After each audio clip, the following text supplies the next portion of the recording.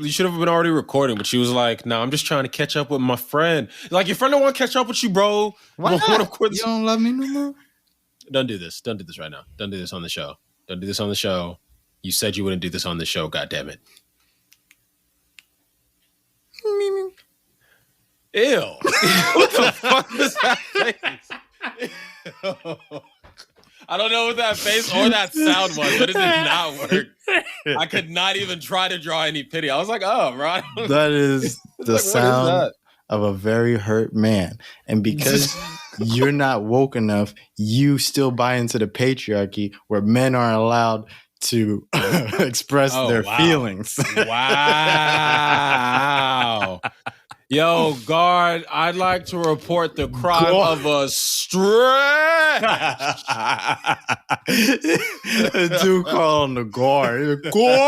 Guard. But yeah, man, that's because like, wait. Dang, bro, because that one's really that. Wait, because I'm going to do it. I'm going to do it right now. If you're just tuning in. What? Oh, okay. Right. He said, what? What are you going to do? Shut up. If you're just tuning in, I'm your host, Logan, and this is the Milk and Toast Podcast, episode 34.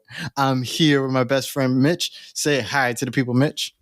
Welcome back, children. I don't know where that's from, and I am severely creeped out. Hope you had a good break. And I'm ready to come back and get back to work.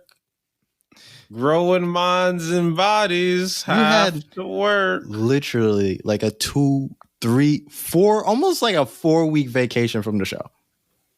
Basically. Was it really almost 4? Yeah, I guess it wasn't long enough. Because y'all stalled me out over the break, and I was like, "How did we stall you out? What did y'all we do? did. Y'all played your little schedule games on me." What schedule? Wait. Wait. I did do that for vacation. Yeah. But who is y'all? It's mostly you and Claire, right? Yeah. Mostly Claire, though, right? You're a rat. Which I told you like ahead of time.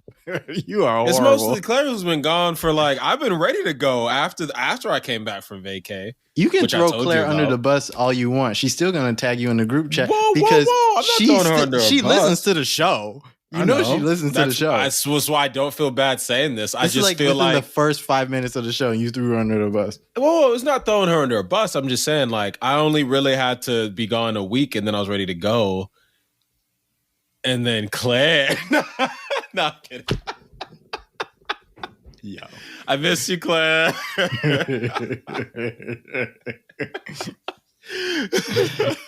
Yeah, I didn't realize it felt that long. I was just like, it's been a while. Been dealing with shit. Yeah, it actually has been. Yeah. Welcome Shout back, out to us for like keeping our ratings even though we were off the air. Like, yeah, man, it's because we were those ballest shit ever. it's like that gives me a lot of hope. Like even while we was off the air, like I did the compilation like episode, and like we got a great review off of that. I'm like, that's not even the show. Like, oh really? Oh, I didn't. Yeah, I didn't see that review. That's where that's from. Like, dope. Yeah, Great. Shout out to that good person. For us. Yeah. Who was that person? Should we? We should probably like know his name or something. Like I'll you know what? I'll shout him out. I don't do this all the time. You know. Let me. I gotta look up his name again. Hold up. We appreciate you though. For real. His name is Jon. His name was Jon. It was a Jon. Yeah, it's a Jon. This is how the show is starting. I hope you guys missed us because this is what this is now. Jonathan Jones. Jonathan Jones. He runs a podcast called Your Podcast Mentor. So if you're ever trying to start a podcast, listen to his show, I guess. And that's fucking free promo. So that's the first one of the year, and that's probably the last one. He gave us a good review. But he ain't. You know. I'm loyal to that. I mean, like, okay, listen, he did one. He gave us a good review, and then he put us on our top 5 gotta listen podcast things. Oh, he did. I didn't know he did that. I was just happy for the fucking review. Oh no, he was working hard in the streets. So like, you know, shout out to him. That's dope. Yo, shout out for real. Thank you. Yeah. I just thought the review was nice. I was like, oh, you actually listen. Thanks. Yeah. Anyways, oh yeah. How are you, Mitch? Fuck you, nigga. What? Damn. I'm sorry. I'm sorry. Yo. I don't know where that came from. I'm just going through shit. I am sorry. I apologize. I apologize from the bottom. I needed something to respond with, and then, and then that was just the go-to, and I was like, whoa, that was far too much. Man, like, what the fuck did I do to deserve that? Yo, Mitch, guess what? I had my first snow. Like real snow. Was that the other day? Yeah. Oh shit, did I miss your first snow? You did. I'm sorry, bro. I'm not. You have to understand, I don't come out during. You thought I was playing. I don't come out during winter. Walking's a bitch in the winter for me. So he was like, here. I was like, no, not right now. And I just had like some incidents, and I was like, nope, I am not coming outside right now. I'll see you in the morning. You didn't come out, because if you had came out that day, like when the snow first happened, I would have definitely tried to like hit you with a snowball. Like, no lie. Why are you so violent? And then, due to my superior snow training, I would have proceeded to go to war with you. And then Sarah would have had to help. Won. Sarah would have had to help, because I would have been like, you attacked me on your first snow with aggression. It's like, all right, well, you know what? This must be answered in kind. I should have like camped out in front of your house, like hid. That'd be strange. That'd be so strange. Why would you do that? Pelt you with a snowball, like. Oh, I mean. Good idea. Yeah. If you want to get yourself killed. But like, because I'm going to be mad. I'll be like, oh, just like, what the? This ain't no 90s morning sitcom, nigga. The fuck? Nah, and then proceed to chase you around the block. I would do a hit and run. I would like pelt you with it, and then like you just see me running. Like, yo, Logan! Oh man, that'd be hilarious. But I'd be pissed as fuck. You know what? Since I've been here, I have left you at peace. I really have. Yeah. Yeah. And I have also, as I told you in the beginning, been entirely the fucking homebody shut-in that I told you I am. You didn't believe me. You've been seeing me more than some people have. I was going to get you. You were going to have free tacos the other night. Like, and you still wouldn't come out. Yeah, I know, but you have to understand, Logan. Like, I'm not even trying to be mean, because obviously I would want to see you. That's how bad I don't like going out during winter. Like, I'm not trying to walk literally 10 minutes away. I know, but it's freezing, and I'm not. Yeah. It gets bad sometimes. Like 10 minutes, bro. Sometimes. I know it sounds ridiculous. You don't believe me, but sometimes it'd be that bad in the streets for me. Like, I'm wary of like going out sometimes during winter. So I prefer to go out in winter. I prefer to go out when things are a little bit better financially. Like, I'll take an Uber over or see you, something like that. You know what I mean? Because I'm not going out often in the first place, so right. It's not like hard. But like, we in hard times right now. You know what I'm saying? I feel it. I feel it. We dealing. We on a rough start to the year. You know what I'm saying? It's not even like L's per se. It's just like shit completed. I completed what was set out, and it's like now I'm like, oh fuck, I have to find some new shit to do. Fuck. I'm really surprised that they are like done with what you were doing, because you was canvassing for COVID, man. Right? Well, you have to understand the contract. Yeah, I was a team lead for full contact communications. You could blank that out or don't. I guess it doesn't really matter now.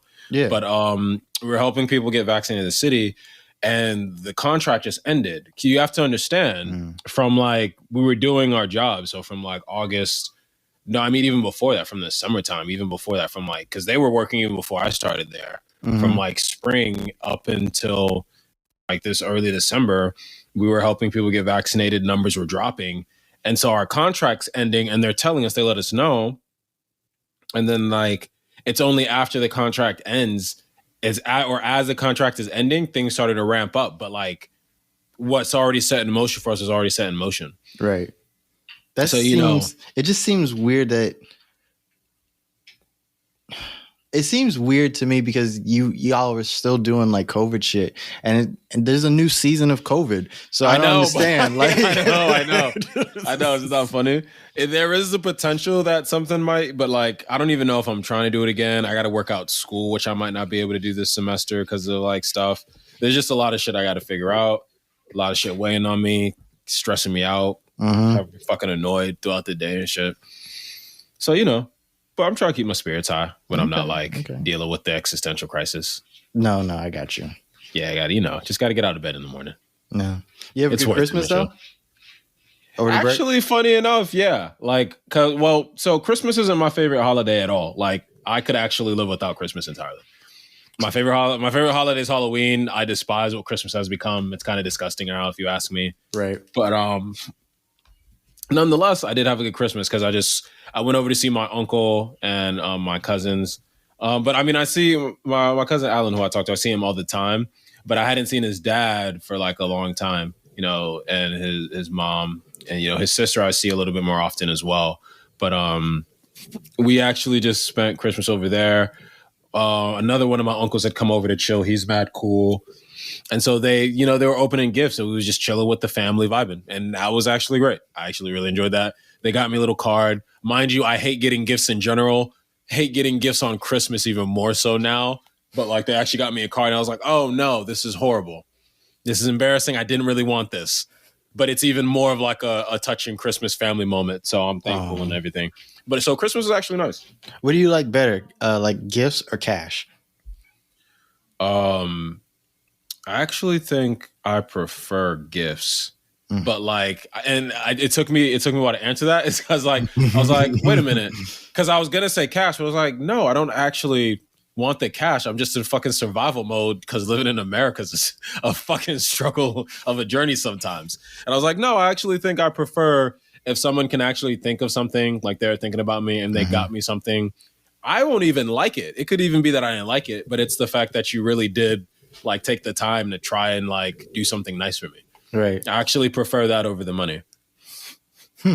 But damn, is that money nice around these times? Give me cash. I like cash. Like, listen, give me the cash. Yeah, like if you don't know what to get me, cash is always the answer. Like, I'll appreciate the thought. Like, give me $30 and up. Like that's my range. Is so nice. Yeah. It coming in clutch, So it's like, oh, what? $30? Yeah, right. Oh man, I could get groceries, maybe a meal, getting some new socks. Oh, I gotta get some underwear. Speaking of, yeah. Oh, you got? I still haven't gotten any long johns, so I just the other day when it was like super cold. What is he doing? The other day, well, what I did was I just wore my pajama pants underneath my jeans and went to work like that. I feel you. Yeah. It was actually, I was toasty. I was good. Yeah, I feel it. I mean, mind you, probably a little bit more comfortable too. Just like, man, it's like I never even left the house. Maybe. Let's talk about something real because right. People don't need to know what I got. I didn't even mean to bullshit this long. Fuck. No. Yeah. Where do we even want to start? I don't even know. No, man. I'm not starting with Jon Stewart and You want to hear about my Colombia trip? I do. Thank you. I want to hear about your Colombia trip. And you want to know what's funny is that I keep forgetting to bring it up to people. Like I'm calling family and they're like, yeah, I was Colombia. And I'm like, oh, right. I did that. Mind you, great trip, but I just be forgetting about it. But it does bring up some like interesting things that was on my mind. But like overall, Colombia trip was really fun. Shout out to everybody who went on the Colombia trip with me. Not going to bring up people's names because that's weird, right? Anyway. Right. Like, I appreciate y'all. I love y'all. That was a really fun trip. I had a great time. You know what I mean? Some cocaina. Better than here, but still not what I want that straight up, like, holy shit. I got put in the hospital real quick. Damn. You did coke in Colombia? I mean, don't you kind of have to? That's not what I asked. I guess not. I think I got my answer. I guess not. But no, I did just for the fun of it, really. It was cool. I mean, lines and then Jesus. I'm hardcore. People don't understand. Like I don't really try to be. I guess it's just who I am, but I'm kind of like hardcore about shit a lot of the time when I shouldn't be, but it is who I am. But we are kicking this year off strong. Like that was last year. That was the end of last year. So we had to close the year strong. Yeah. But we were staying in a villa, bro, an actual like fucking villa in Cartagena, which is apparently like a party spot for most of like Colombia in general. Oh, okay. Like people visit Cartagena like for parties, have a good time and shit. But we was actually staying in a villa literally by the beach. You know what I mean? I got to stay in an actual tower. Like there's the villa and then like there's a little pool, like a small one, and there's a bridge that crosses over to another part where you could just lay out on some like beach chairs. And like in the back is like a tower with some more rooms in it. And I was literally living in like a tower at the top of the villa, like, Oh shit. oh, this feels good. We'd be going out, man. Met some really pretty women, had some great food. I remember we went to this spot that functioned as a restaurant, and then it had a hostel in the back as well. And I don't remember what the meal, I got to find the place because it was so damn good. Like 9 out of 10 meal. Like I had this like grilled type of chicken, but like it had a beautiful texture to it, flavored wonderfully. This like mashed potato base with also wonderfully just seasoned. Everything just great. And then there was this sauce drizzled over it that had like these tiny mushrooms in it. You know what I mean? It was like almost this like gravy type like thing. And then the rice they have, which is like this cinnamon like sweet rice or whatever, and I put that together, bro, and I was like, oh my god. The reason it was a 9 out of 10 instead of a 10 out of 10 is literally only because there wasn't enough on the plate for me to feel satisfied after it tasting that bomb. I felt so you don't get someone food that good. Most American thing you said, bro. But and see, the thing is, it wasn't really that it was a small portion. And that is the most American thing I said. But like, it wasn't that it was a small portion. It's just that it tasted so good. It was too small for me. Why didn't you order? I was like, nah. Because I was trying to chill. We didn't have the time. We wanted to do stuff. So I didn't know it was going to be that bomb. You know what I mean? We didn't have the time. We waiting another, like, I couldn't be like, hey guys, could we wait another, hour and a half for me to get another plate of this? Because this shit is bomb. And I mean, good food. The party life was good. We went out to some like beach clubs. And like they had like pools there. You just chilling on the beach. You take a boat from the city out near like some of the coastal areas, and you'll watch as like the water goes from like being kind of polluted because it's right next to a city, obviously, to like being this like beautiful fucking blue, like translucent like fucking color. It looks amazing, and you're just like, wow, look at the change that industry causes. You know what I mean? You meet anybody out there? I met a few people, but nobody like I'm gonna like stay in touch with. Like I met like a lot of like different people. Some people I met that I stay connected with that were from the States that I met, and like we exchanged like Instagrams. And then some like women I met, just to like chill and hang out with. We met some people at the club that we partied with. Like went to a few spots. It was a nice trip all in all, seeing some things. But yeah, some things I wanted to bring up, like I was talking to you, it's funny how you can look at the world through certain perspectives. Cause like, so I'm coming into Cartagena, Colombia, and I'm technically a tourist, even though the way I like to live wherever I'm at is like try to take in the culture and like really like resonate with people. Plus I'm the tourist. And like, there are still the people who live there. It's like, I swear, as soon as I pulled up, like somebody's trying to sell you something. Like someone's like, hey, what's up? We got these hats, we got these belts. Right. If you come out of a money exchange spot, someone's going to try to talk to you. Like you have these women in these beautiful cultural like Colombian dresses, I think, but they'll ask you to take pictures, but like, they charge you. So they'll always come up to you. Everyone's basically working. That's a good hustle though, to be honest. Yeah. You just, I'm in this beautiful Colombian, dress, and it's part of the culture. You could take a picture with me. You pay me for the picture. It's a real easy hustle. It's just like people really just hustling out there. You have the local like street performers. So dudes will literally have like what was like a boombox or radio and a microphone in their hands, and will just like run up on tourists and start like doing raps at them and stuff, and being like, "Hey, where you from, bro? Where you from?" Speaking a little English at you, mixing with Spanish, and just be rapping at you super hard, try to make a buck. And they don't stop, bro. Like, don't stop, bro. Like, the hustle doesn't really stop in a city like there. And I guess it's because it is such a big tourist spot. And so that's, like, affected the community. But, like, me, I'm just like, yo, damn, yo, I don't, like, I know I'm coming from America, and therefore I technically have more money than some of you. But I don't have money like that to be like, I'm sorry, and like I do want to do other things, but like it's just different, man. And then that's like living in the city, And so then, like I said, we took a boat trip, and it was cool. We took this boat out to this beach club called Blue Apple, which is a really good time. You know, you have the beach right there, and they have like a clubhouse a little bit in from the beach, and then there's a pool inside the clubhouse. They serve you food and drinks and stuff. Really cool vibes. You can play some volleyball, whatever.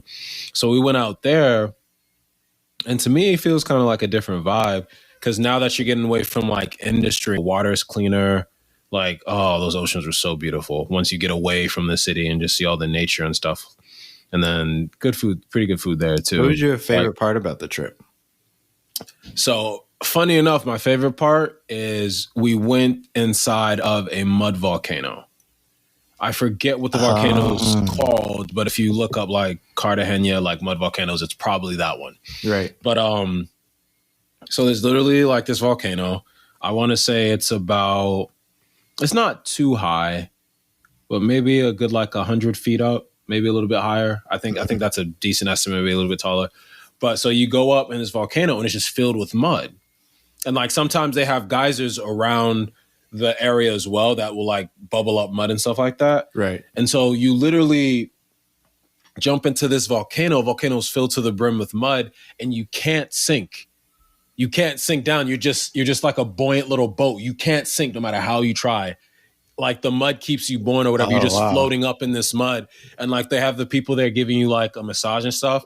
But you're just chilling in this mud. And for me, I ain't never felt so connected to the earth like ever. I was like, yo, I would just sit in here and just meditate. This cause like to me, it's a great way of because you're just suspended. That's the perfect way of saying it. Yeah. You're literally just suspended and like just the earth, and it feels like you're floating, and it just feels kind of awesome in that way. You're just like sitting there. Like you're not in water, you're in earth technically, and it's just supporting you, it's meeting you, and you don't like, it's hard to move and swim about, but you're not sinking at all, you're not in any danger. I was just chilling there, just laid out, like relaxed. I'm like, yo, I would chill in here and nap if it wasn't such a mess getting out. But I'd have to say for me, that was like my personal favorite part. And then you get out of the volcano and you go down to this river nearby, and these women in the river like wash you. And so you can take pictures and you just pay them for the picture. These women wash you, you pay them for all that. You could buy a little bit of food, take some pictures. But for me, that was my favorite part. I was like, yo, this is dope. Because I never experienced something like that. And it just felt really, really good. Like I'm just sitting there, just floating, trying to play around with my friends. Some of the new people we met. There was these two beautiful like girls that we met that I was like, oh my God. But chilled with them. It was just nice. That had to be like my favorite part. Damn. Yeah, bro. Like I love chilling in the volcano. That was cool. I would do that again and just really try to just meditate and like focus. I got you. Like I'll get a kiddie pool, fill it up with some pudding. I got you. That's weird. All right. I feel like you should be arrested, and I should probably like get some trauma help or something. Be like, you okay, Mitchell? Like, I don't know how to feel really. I guess it's really not that bad. He just made me feel really uncomfortable and dirty. they're like locking me up. I'm like, I don't understand what the problem is. All I want to do is help my friend out. Put him in some pudding. It's just some pudding. Yeah. All right, pal. Save it for the judge, pal. But yeah, man, that had to be my favorite part. But the food and the staff that we had at the villa that we were staying at was so nice. I don't remember catching their names, but there was just these really sweet women, and this one dude who was mad cool. This security guard who was mad chill. Like everyone was cool. I didn't have no problems with like anyone. We didn't really have any issues. We got to take a boat out to another spot, and this was like I forgot what that one was called too, but it's like this you take a boat out and there's like an island like in the middle of it all, and like they have like I don't want to say a party thing set up, but it's like a meetup for all these boats, and you could get drinks and food there too, and like they set up a little restaurant and stuff. It's really fun there. You got people just out in the water on the sand, like because it's like a sandbar island type deal, and like you take the boat, and like the boat takes you all the way out. You see some of these houses that look like they cost way too much. Like, oh, okay. Like, oh, this is where y'all living. This is where y'all hiding. Like, I'm talking like some fucking Pablo Escobar went to hide out here in this ocean villa to get away from people right quick so no one could know where he was type money. I'm like, damn, bro, where are we right now? And you're on the boat and they take you out to a spot and by those houses and those islands, and you like swim out in the ocean and stuff before you get to the like island bar spot that I'm talking about. And you can get a jet ski, get some food, get some drinks. Like, just a good time, man. I had a good old time. Good old fucking time. Shout out to my homie Shay for getting me the ticket that allowed me to go. Cause I wasn't even really trying to go, but he was like, yeah, I got a friend, bro, who can hook you up with a ticket. And I was like, okay. Like, I mean, I guess it wouldn't be the worst thing. But he was really cool, and all the other homies I went with were really cool as well. And we just had a great time. Man, I'm glad you had a good great time. Yeah, man. But it made me think about a few things. Because so there was one thing with the tourist versus like, you know, citizen thing. And I just like that relationship always makes me feel a type of way. Because I'm like, damn, like our currency is valued so much more than them. Like they're willing to do whatever it takes to see if they can just like get a little bit more paper, you know what I'm saying? And then like prostitution out there feels so normal. I mean, because it really is. You go out to a bar or a club or something, you know, and mind you, the bar or club is nice, you know what I mean? Good music playing. We found a spot where they played a whole bunch of American hip hop music. We was just like, oh, this is lit.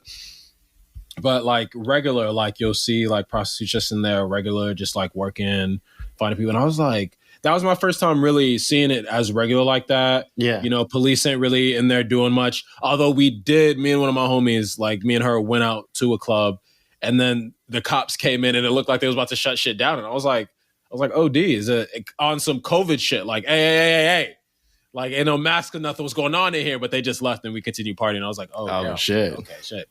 But like seeing the girls out there and like you can get on a dating app and the dating apps mostly just from what I saw, my experience, for instance, Tinder isn't like the best app, of course, but usually here for Tinder, I'm still gonna like find someone, maybe go on a date or something, maybe it's just hooking up. But the point is like that's mutual between us. Whereas over there, like straight up, like escorts and whatever, regular. Like, yeah, hey, how you doing? It's like a lot. Like, a lot. I was like, oh, damn. Like, I had to have gone through at least like 50 in a day and at least a good 40, 45. I don't think I remember talking to one woman who wasn't like escorting on Tinder, at least. Not to say there's nothing but escorts in Cartagena, because that's not the case at all. It was just like really surprising to me. The amount. Yeah. I mean, well, you know, that's one of the oldest houses of all time. So it's not like I can say anything about that. It was just like, it shocked me. And I'm wondering like... Have you ever bought an escort? No, I always still feel weird about it, to be honest. Like, and I don't try to shame nobody else. I just be like, I don't want to get it like that, man. No, I get that. Yeah, I get like, that. I don't want to get it like that. I shouldn't have to get it like that, man. You know what I'm saying? I don't get it like that, man. You know what I'm saying? Oh, that actually made me feel good. Thank God. But that I kind of still, you know, I still got it. You know that old man feeling like I still got it. You tricking? Shaming Wait, dudes? What? I didn't catch what you said. I said you tricking, shaming? You shaming dudes that got paid for it? Not even got it, but maybe wanna. No, not me. Because like I don't know what you're dealing with or why you're dealing with, and I'm not the type. Right. But like I was just in my head, I'm just wondering. I was like, dang. So I wonder what it's like dating out in Cartagena. Because I imagine maybe you're not using like most of the dating apps if they're like that. And like, mind they probably you, just meet somebody like, you know, at the bar or whatever. I hope, because and very possible, because mind you, like when using Tinder, it was like that. But then you also see like just a myriad of like beautiful women and women, period. Just so I imagine, but I'm like, I wonder how that affects everything. Like, how do you approach if you feel like, are you dating a prostitute? Maybe, you know what I mean? Because no shame in the sex worker, like that's a normal thing. You know, she got to do what she got to do. Do you feel comfortable doing that? So would you date like somebody like that? Would you date like a sex worker or whatever? I don't think I would feel comfortable personally. Why? Because like I wouldn't want if we're in a relationship, it's me and you, which is how I feel. So I understand if that's what you want to do for work. But like I don't personally want to be with you. I don't want to be in a relationship with you if you're technically still going to do something like that with other men. I just don't want to really be in that relationship. What if they were like What if they like just like did OnlyFans? Like they didn't like fuck anybody else. Oh They no, just no, did it. OnlyFans. That's not a that's not a big deal. Like if you're So, doing like- OnlyFans, like you getting paid. Let me help with your OnlyFans. Shit, you know what I'm saying? Maybe you need a God spot. You know what I'm saying? Get you paid a little bit more. Let me know, girl. You know what I'm saying? I'm here for you. Wow. Yeah. I mean, I'm half joking, but also half not. If you would feel comfortable with that, I would feel comfortable doing that. It's getting us paid. Getting you paid. In that case, would you make an OnlyFans? Like for yourself? Like, yeah, you're the performer. So an OnlyFans, no, because like I'm in acting. So like with my name on it, no. I mean, but like I don't know. It depends. Like Jackie Chan was a porn star before he took off. Jackie Chan? Yep. I didn't even know that. Yep. I knew that about Sylvester Stallone. I know about Sylvester Stallone and Shout Jackie out to Chan. Jackie Chan. Yo, you the realest, bro. Just the realest ever, bro. Yeah, they was OnlyFans before OnlyFans.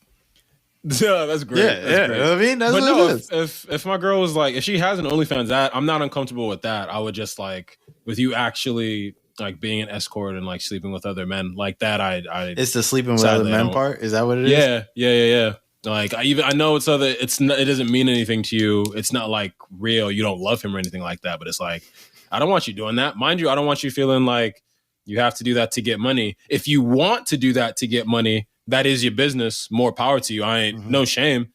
I just wouldn't feel comfortable being in like a committed romantic relationship with you. No, I'd probably still love to be friends with you, but like I don't know if I'd feel comfortable being in a committed relationship. I would be conflicted.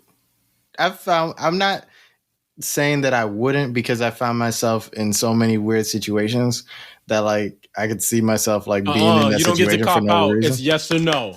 Yes or no, Logan. You don't get to cop out. Yes or no. What do you mean, yes or no? Yes or no come what? on, I gave you a yes or no answer. Yes or no, bro. Do you feel comfortable with it? Yes or no? I'm a Pisces. I'm conflicted. I'm a Pisces. I don't got to say yes or no. Don't you do that? Don't you resort to my astrological sign?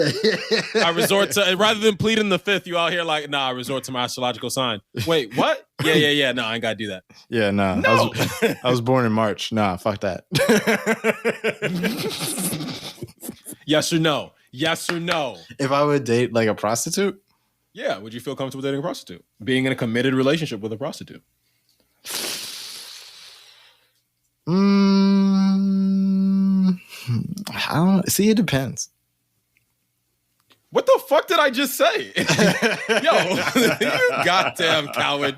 You goddamn coward, bro. It depends. I don't know. But hold up. Let me make a clarification. But like, how much are you making? Like, what type of... Like, yo, there's levels to this shit. That's valid for you. Like, for me, no. But you should talk about that. So let's say... like, if you suck a dick for like $25... If she's bringing in like 50... If she's bringing in like... Well, no, let me not say that. Let's say she's bringing in like 10 mil. 10 mil a year. 10 mil annually prostituting. Wow. Yo. That's still a no for me. Why does she have... I would want to know, why does she have me there? Maybe she's good at what she does. But what does she need you for? Like, what are you there for? Maybe she likes you and you're the only dude. See, you thinking too much. The fact is, she said she likes you, wants to be with you. Would you be in a relationship? Okay, this is where I'm coming from. Not that like she doesn't need another man because it's just that like if she's making 10 mil a year just doing that, then like she has a sugar daddy. That's a sugar that's a sponsor. Like it's not, excuse you. Like she's making like, to know she's got product. She's got product. She worked it out. The hell? She made a deal. She planned this out. She put in the work. She put in the hours. You know what I'm saying? Okay. And if that one dude decides he wants to pay that much for her service, well, that means she's just good at what she does. Who is this Kudos dude? To her. AT&T? Like, doesn't matter who the dude is. Like, that's not her sugar daddy. That's a transaction. She does her job well. That's her money that she earned. She makes 10 mil a year annually. Would you be with her? Coward. Yeah, for real. Oh, you would? Yeah. Oh, okay. That's 10 mil. What are you talking about? Yeah, this is 10 mil. No, I still could. I don't want you sleeping around with someone. Who is this motherfucker? Let's just rob him, baby. Baby, why don't we just rob him? Let's just rob him. Why don't we just rob him? Just like get in one day and just distract him. I'll get in and I'll take everything we need. You'll do anything so she don't sleep with him. Yo, exactly. You don't even like him. You ain't got to do that no more, girl. Because I want to clarify. I'm not saying I wouldn't date someone who's been a prostitute or a sex worker. Like, I just don't want that to be the work you're doing if we're together. If you've done that and you stopped, or you get with me, you're like, all right, I won't do that no more. We could plan a new life. Straight up, yeah, let's be together. But like I wouldn't feel comfortable with that. Like, huh? What about a porn star? Same principle, I think. And I've tried to think about it because I was like, come on, would you feel comfortable? It is a little different, but yeah. Because it is a little different, but not enough. That much. You know what I mean? Yeah. Not enough. And so it's also still a no there. I'd love to be with you, but I want to be the only one. Personally, I'm sorry. Now, I'm not saying you got to be with me. Do you feel like that's like an insecurity thing? On some level, I guess it has to be, and I'm not ashamed of it. Like, I don't. It's not even like I feel like, oh, you're getting pleasure from someone else, like they're doing a better job than me. It's not insecurity in that way. It's just a simple fact, like, we're in a committed relationship and I want it to just be me and you. It's just you and I, our energy, our struggle, whatever we're going through. And now I know to you it doesn't matter, but like sexual energy and stuff like that, you know, in terms of if I speak to the energy, like that is a powerful energy. It's like, and if we're in a relationship like that, no one should be getting involved in that energy other than me and you. Now, I understand, like, there are relationships where it's like, oh, you want to work out a partner or something like that. But for me, I'm not really into stuff like that. I guess I've discovered that I'm more traditional in that sense on that. Like, and mind you, I'm not even a hard proponent of marriage. It's just that if we're together, we say we're together. Let's be that.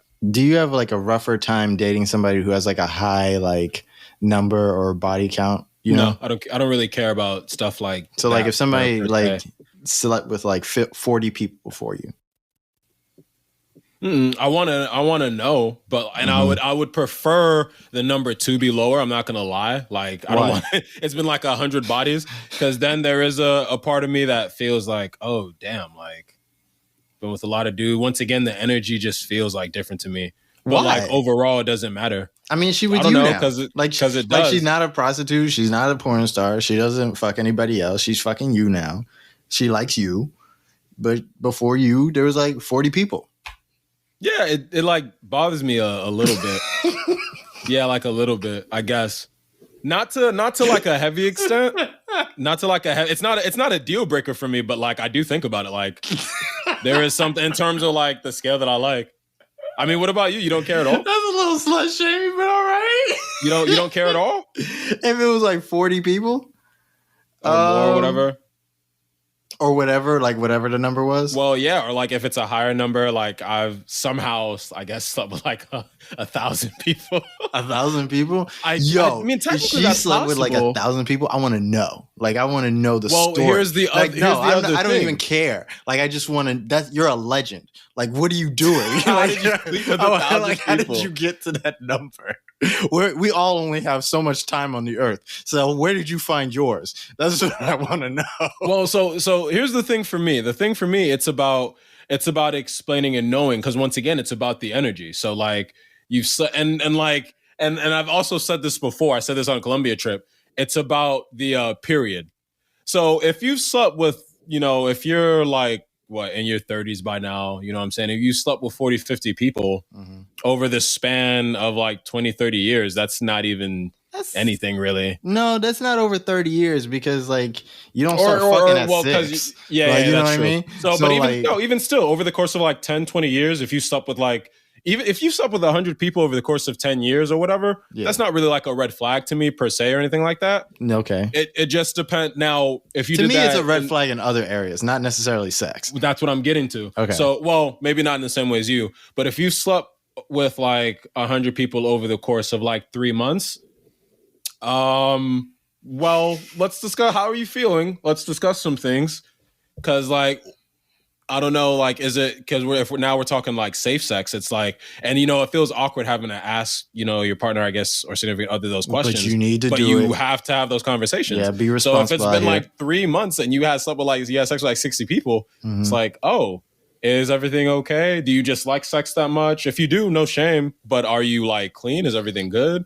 Are you healthy? Like, stuff like that. Right. Otherwise, like I don't really care at all in the other instance. Like if I'm meeting like a 27-year-old woman and her body count's higher than mine's, no, I'm not intimidated like that. If anything, awesome.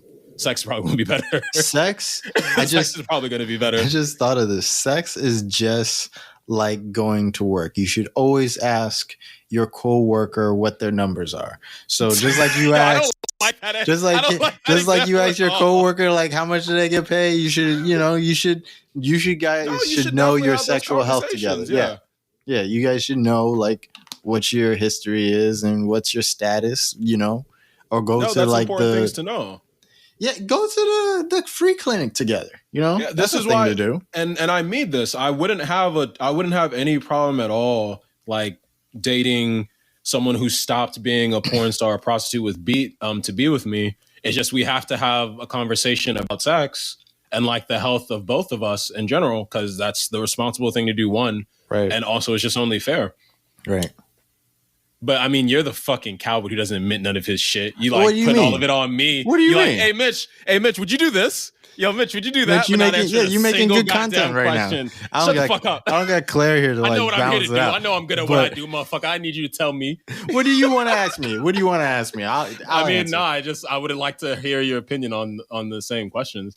No, you kind of answered a few of them, but the 10 million thing you would be you're like, oh yeah. But you tried to come at me. You was like, oh Mitch, you slut shame me. But you're like, oh, you called her transaction her sugar daddy. You sexist pig. I think so. He was like, yes. Oh, that's her sugar daddy. For 10 million? Like she earned that money. If she managed to negotiate the deal, she's got like 3 sugar daddies over a year to get 10 million, regardless. That's her money. She earned that money. That's no sugar daddy. That's like a sponsor. Like you're that's a sexist pig. Maybe this is my blind spot. Pig. This is my blind spot. I wish Claire was here. Listen, I am willing to have this blind spot for 10 million. You go do whatever you want, and I'm on the yacht. I am on the yacht, and I am chilling. Like I don't even so like where my partner is, and like if she's like somewhere else, like like I will just chill out, like be by myself somewhere. Like I'm good. Like I don't have to be up under somebody. Yes, yeah. But in closing, no slut shaming or anything. Me and Logan, depending on the circumstances, will date and love sex workers or women with high body counts, depending on a few circumstances. I think that covers it. If you want to lump us together like that, I guess that's what the story is. I didn't say lump us together, but like it's just the easiest way to explain it. I guess that's the average. Just ask between us about the both of us. Like I don't really care what somebody's body count is. Like to be honest, like no, I only bring up body count in the senses for how's the energy feel, because that's a different conversation when we're talking sex. But then also like health reasons. Those are my only real concerns. Otherwise, health reasons would be my main concern. Like the most, beyond that, I think like for me, like I want to know like where your mental health is, like if like you're okay or not, like because hypersexuality is a thing. That's a trauma response. So I want to know, why do you feel this way? Like, how do you feel this way? If you don't feel any type of way and you just like, maybe like, even if like you're afraid of commitment, that's a thing.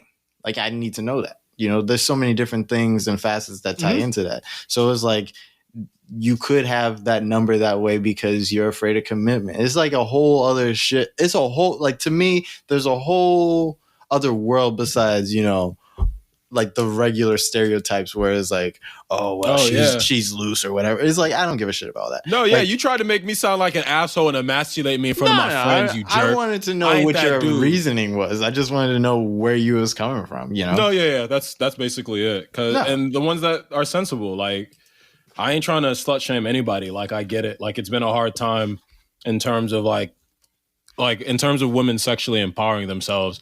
And the fact is, I want sexually empowered women living in our society around me. Like, it's more comfortable for them. It feels more comfortable in one sense for me, because I don't feel as if like I'm badgering or I'm like trying to force a situation, you know what I'm saying? But the reality is, we don't have that as normalized as we think. Like a lot of people are self-conscious and still maturing and dealing with shit. And so like, yeah, I don't want to be that person. I have ways I feel about like being in a relationship or being a couple, but like, so for you, it's basically like an intimacy thing. In terms of the relationship, yeah. To simplify, yeah, we could say that.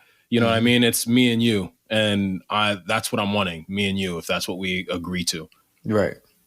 That's all. That's the important part. It's like if that's what you agree to with your partner, like you agree to that with that person. You know what I mean? That doesn't mean that works in every situation or everybody is. Yeah, everything. And everyone's different. You know, I'm not like trying to say my way is yeah, right. You feel me? Yeah.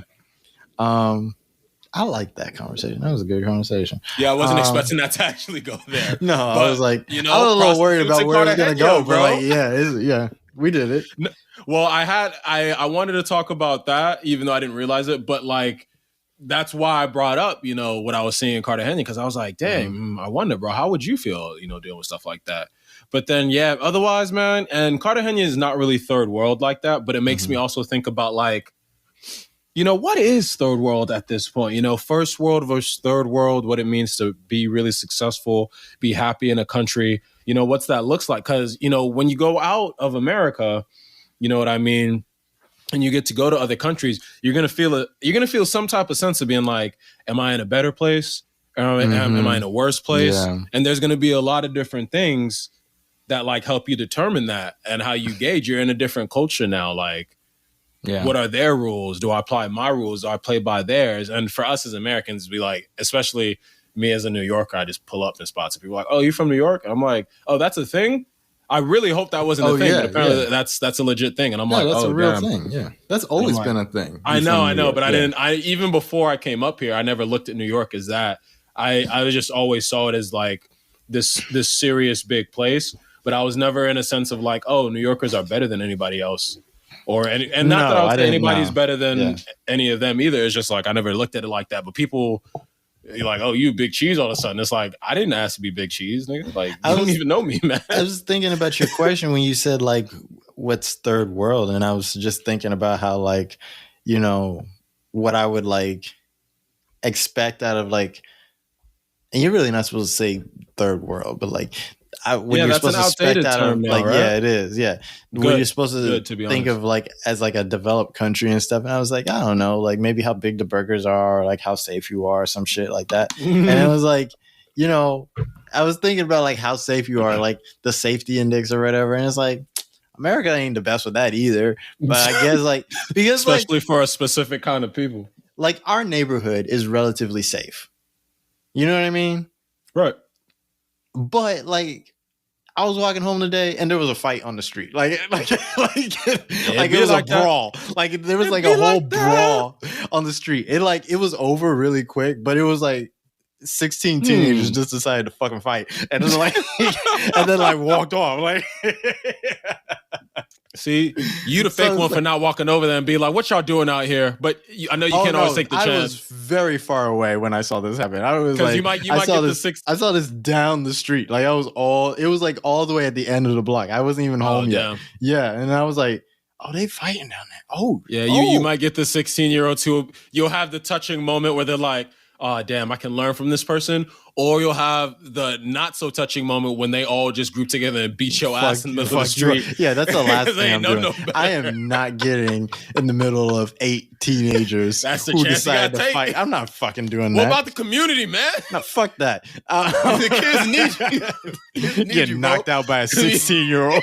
That's the last thing I want to do. The community needs you, bro. I am almost 30 years old, sir. Bro, no one's trying to tell the story how they got their ass whooped by that like one big ass 16-year-old. I'm laid out on the concrete because a 15-year-old hit me. Like was mad. He's like, fuck. He's like, mind your fucking business, old man. He's like, damn, all right. Yeah. Well, shit. I guess I got. And then you just get up. You're like, shit. I guess I got to eat that one. You like give him a little scowl. Like, damn, man, you ain't got no home training. You should know better.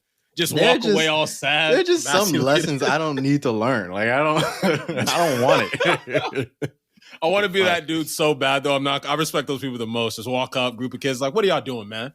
Look at yourselves. I do not want to do that. That is not what I want. Guy so bad. I want to be able to have never wanted to do that with my time. Like I want to be that dude. I want to inspire the youngins who just angry. Be like, nah, man, come on, look at y'all, man. Y'all can do better than this. You want to Y'all inspire can do the better youngins, than this, man. You want to inspire the youngins? Go on Sesame Street. Don't risk your life. Like, no, man. Don't talk to Big Bird. You got to be in these streets, man. No, fuck that. I go to Sesame Street. I go to that. Like, that's the street out.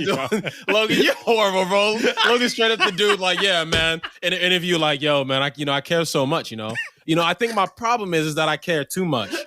You know what I'm saying? I just don't want to help the kids and then have to have security. Like, oh my God, hurry the fuck up. Get in the fucking car. Sarah, get in the fucking car. Let's go. Let's get the fuck out of here. Hurry the fuck up. The fuck is you doing? Like, I mean, Logan, don't you want to shut the fuck up? Yo, drive. Hurry the fuck up. Let's go. Let's get the hell out of here. God damn. Yes, that's shit, you still got all your money on you? You're fucking horrible. You're horrible. Do better. Do better. I'm gonna drop like a 20 out the window when it rolled all the way up. Like just like catch it if you can. Like just like and then drive off. Yo, stupid. Stay in school. Like just be good, man. Y'all believe you. You gonna make it through this. You gonna make it through this, man. Yeah. Listen, I'm in my Bentley, right? And I roll the window down. Bob and weave, shit. Like, you're not even trying out there, man. What is you doing? You get your ass whooped. All right, babe. No. This is how they do things. They'll be fine. They'll be fine. But And no, I do not encourage like teenagers to be fighting in the street. Yeah. Don't be fighting. I just don't want to be a part of it. That's it. Like Logan. Okay, so Logan is saying he doesn't know how to handle those circumstances. No, I don't. If you do, kudos to you. We thank you for your service. Yeah, thank you Logan, for whatever. Listen. No, remember like a couple of years ago, teenagers was just walking behind people and knocking them the fuck out. Bro, I don't know what was up. Yeah, but this is like like. On the train, like old woman gets it, and it's like, what are people doing? Like that's the only time where I'll be like, hey, chill out, man. I don't want to be involved until you hit the old lady minding her business. Like the fuck is you doing? It would be old people, but literally like anybody could catch smoke at any time. Yeah, right. It's like, what is up? What is wrong with you? Teenagers have like too much strength and time on their hands and like too many hormones. Like they not here to listen to you. They're here to knock people out and fuck. Like they're not like I'm not. That's a wild animal you're describing. That's a feral being. Like I'm not talking to him.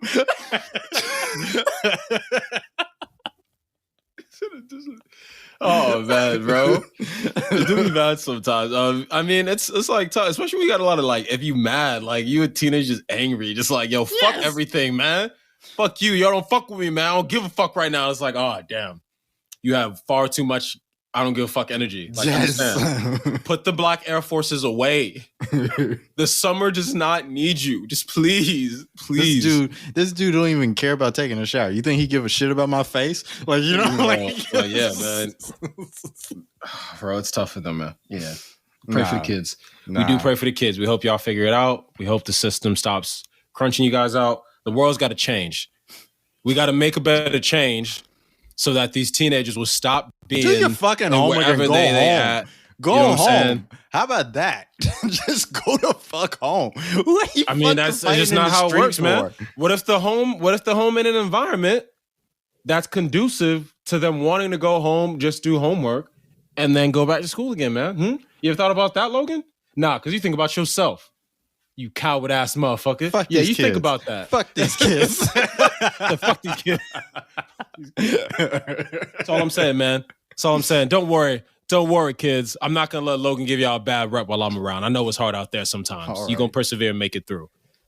He remembers. He just don't give a fuck. Excuse me. Oh shit. That was the other thing. What's up? Over break, I caught COVID. Oh yeah. Welcome to the gang.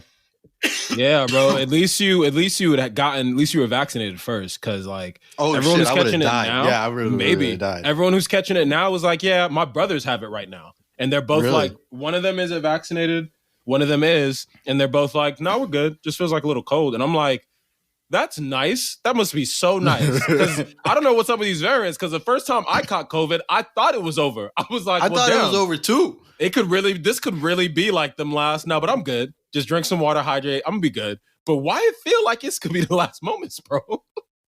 because like it was really fucking bad. But like now, I don't know. People are still dying, but then other people are just like, yeah, it just feels like I got the flu real quick. I'm okay, which I'm happy but about. that's the difference. That's the difference in having like the vaccine and not having the vaccine. That's part of it, at least. And it's for some people, because like I'm just like I still felt like, first of all, I got really sick. And I took an at-home test and it came up negative. So I was like, shit, maybe I just got the fucking flu because I don't never get my flu shot. And that's a whole nother story. But like, I don't ever get it because I'm like, I'll just catch the flu and I'll be all right. And every year I almost die from the flu. But that's another story. And I just hate needles. Like, I don't like it. Like, you know what I mean? I understand. Valid but the COVID thing I had to get, right? Now, when I was sick with COVID, I didn't even know I had COVID until like I came home from work one day and Sarah's like, I took a test.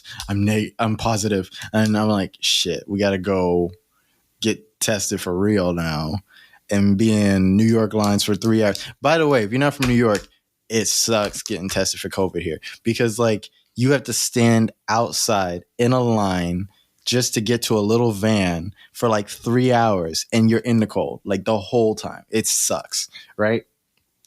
And so that's what we did the next day. And then we both came up positive. I came up positive on the rapid test and the PCR test, which is the big test, right? Yeah. Sarah and Austin came up positive on the PCR, but not the rapid. So it could be like that. You know what I mean? But all three of us quarantined together. And the thing is about COVID is that like, if I didn't have that fucking vaccine, I would be in the hospital. Like my chest was tight. Like I really was having like problems like coughing and breathing and shit. I coughed up. I had to have coughed up another lung, bro, when I had it. Because it was like, I can feel myself about to drown in my fluids if I don't get this shit out. I'm like, this is not okay, bro. Right. Like I wasn't congested. My chest was just fucking tight. Like it was just tight. And I was like, if I hadn't had this vaccine, I'm going to go to the hospital. Like I'm like it was just like I'd be on a ventilator somewhere. I don't know. Like I don't know. You know what I mean? And this is kind of into what I wanted to talk about is like there's a lot of people out there that are sharing memes or whatever and like spreading bad information.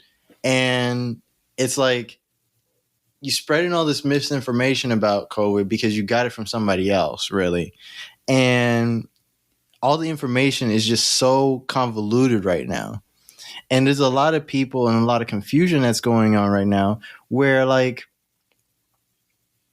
I get it. And I'm not as angry as I was before about people not knowing what the right thing to do, whether it was get vaccinated or not. I still like advocate and think that, you know, everybody needs to get vaccinated. Don't play around. Don't, you know, whatever layer of protection you can add for yourself and others, that's what you should do. Like that's with anything in life, I believe. Like if it's going to affect somebody else, whatever you can do to reduce that, you should do that. That is where you sell me. Like that point blank period. Like the vaccine doesn't have to work 100% for me. For if I know that it will help somebody out at least a marginal percent, then I would do that. Yeah. Yes. Okay. No, it's better than doing nothing and you get nothing out of it and you're just exposing anybody to like 100% negativity. I'd take 50% if that was the case, you know, over that, you know? Okay. Yeah. And like the vaccines don't stop you from getting COVID, right? But they do lessen the chance of you dying or needing a hospitalization. And they do lessen the chance of you catching it necessarily, like, and spreading it to other people, right? That's built in, right? But there's so much bad information that like it can be hard to discern what's real and what's not. And it's to the point where like even people who are pretty reasonable would be like afraid to like say something about COVID or like be political about it. And it shouldn't be a political thing, but it is. Like this is where we're at, right? And I don't know. I just think about like people who are in those circles all the time, that they just having bad information like fed to them all the time, and it causes a lot of confusion about it. I just think about that a lot more now, you know? Like, okay. Yeah. No, I feel you. Do you mean just that the aspect of misinformation? Like it, and during something like this, it's like the most scary time because that's literally what induces panic. yeah. Like, you know, you're afraid about something, or, you know, an entire population is afraid about something, and there isn't enough information going around that helps you stay like positive or help you figure out how to deal with this issue. So I Right. feel you on that sense. Cause like I heard so many different things working and trying to get people vaccinated. And it's like, yo, Yes, yeah. this You doesn't actually cause did it. this, this doesn't have, yeah. And wasn't bad either. It was a nice little time. You know, people were respectful, just going through streets of Brooklyn, mostly, sometimes Queens. What do you hear from people? Or did you hear from people? Things, you know, there was, because people regurgitate some of the things that they had heard. Like, for instance, the thing with the blood clots that didn't actually, like, that wasn't actually because of the vaccination. It was like a certain thing that was happening with, I believe it was women. It was a certain like period of women. There was some specific thing like wrong with them. I don't want to say, because like now I'm not remembering it entirely, but it was during that blood clot period, and it was a specific thing that happened to people. But all anyone was saying was like, "Oh, this causes blood clots," and it's like, no, it doesn't cause the blood clots. There's the thing about reducing fertility. Like Yeah, I heard that you one. were getting that a lot, and it was like, no, that doesn't happen. And then of course, like people just flat out dying, and it was like, no, that doesn't happen. People dying from COVID, but not dying due to the vaccination. Like rare instances of certain stuff. Every time it's like every time a story comes up, you do a little bit more digging and research, and it's like I was like, oh well, actually a person died of another cause. You know what I mean? Some weird thing, which is why all the vaccination, when you think about the process for getting a vaccination, especially at first, you get asked a whole bunch of questions in terms of like your medical history to keep these things from happening. That's right. Yeah. But what tends to happen when people are afraid is people don't listen. Sometimes they rush. And, you know, people administering vaccinations maybe don't do their job as clearly because they're just trying to get people through and deal with shit. Right. And then accidents happen. And then a rumor gets started. All of a sudden we have a whole bunch of rumors being regurgitated by people from here and wide. And then there goes the spread of misinformation. Right. You know what I mean? So it's been tough. Like, and I was dealing with all of those and stuff. And then a new one would be like where you can get vaccinated, which for me changed a lot because like we were in those neighborhoods and some people would be getting told this place. And it's like, no, you have to go to our buses here, or we'd have to search on our app to find like any sites, you know, stores or building or pharmacies that are giving out vaccinations. It was like crazy period. Like, I'm not going to lie. Like, I didn't dislike the job, but it's kind of stressful when I think about it. I just wasn't thinking about it then because I was just like focused on working. Like, all right, I just got to work and then I can go home. Just got to work and then I can go home. Once I became a team lead, it was like, all right, now I have to be responsible for these people, make sure they're okay, make sure they get here, and then we all go home. And that's how my brain was for a while. But it's like, yeah, man, people just out here scared. I mean, like we haven't, our generation and whatnot, people who can remember like having to deal with pandemics on this scale aren't really alive anymore. Like what was the last like real pandemic? Like the Spanish flu in the 20s exactly, or something. Like, exactly, right? So it's like people are dealing with this and like people legitimately scared, and you can feel the energy out in the streets. Luckily shit calmed down, but our response to it, man, it's like, it goes to show you there's just so many things that America, and this is probably a lot of like developed countries, but like there's just so many things we're not focusing on. You know what I mean? There should be, I mean, let's see, there's cabinets in the presidential departments, and I know that there is like a response team for this, but like it's got to do better because like it's like people don't think we should invest into things like this. Oh, when's the next time that's going to happen? But you have to remember, it's not about how long it is until the next time it happens. It's about if it happens. Right. And you should be able to have a response to it that makes sure we don't, you know, lose lives, people aren't hurt. We should be able to deal with this in rational manners that functions well. Cause like mind you, remember, I was doing a COVID outreach thing before I started this job. Right. Exactly. That was at the beginning of the year, and that was before, and that was for the whole state. Luckily, I was just working from home, taking calls. That was crazy because you have people calling from here in the city over there, and it's like, oh my God. And like, they didn't know what they were doing in the beginning.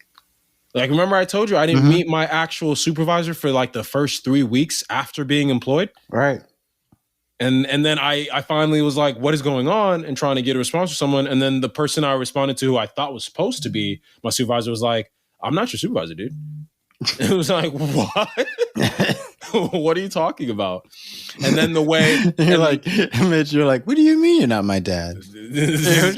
Well, I don't call anybody daddy except my daddy.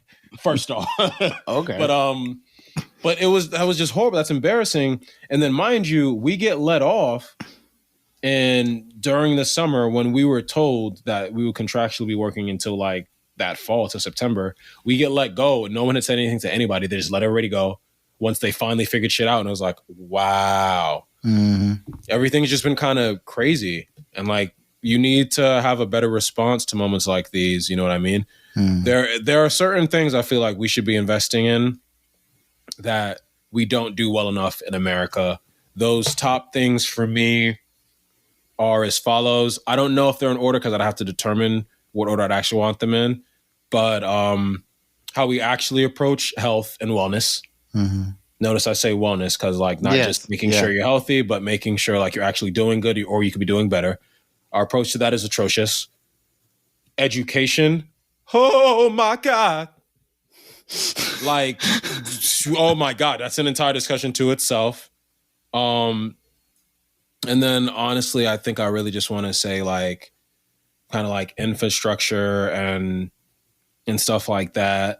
I guess that's overall, but mostly like health and education. Race relations is bad, but like it's America. Like America is just like too focused on like productivity. Like the whole COVID 5-day rule is about productivity in business. It has like nothing to do with like the health of workers or anything else. Like it doesn't, like the CDC says that like if you had COVID, right, and they blamed it on the new variants, but they're like, if you have COVID, basically after 5 days you can go back to work as long as you wear a mask while you're at work. And I'm like, what? And they're like, yeah, like basically what you're telling me is I can go back to work while I'm still contagious as long as I just like, I don't know, act like I'm on the street like the whole time I'm at work, you know? Like it's just like crazy, man. Because like the argument was like, oh, you're not really that contagious, then why the fuck do I gotta like quarantine myself at work? Like it's like what the fuck? What are you talking about? What do you mean? And it's like business complain that like, you know, they don't have any workers and they need people, and like so the CDC is like, all right. Well, I guess this should be okay. Yeah. Let us know how things look in a month. Yes. Oh fuck. Oh, there are spikes. Okay, hey, Paul, there are spikes. Oh my God, there are spikes. There are spikes. We shouldn't let them go out. Whose idea was the 5-day thing?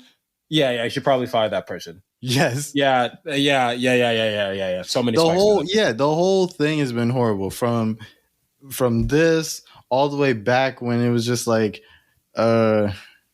if like basically being on the honor system is like, oh, you don't have to wear a mask if you're not vaccinated. It's like, well, I could just say that I'm vaccinated. You know what I mean?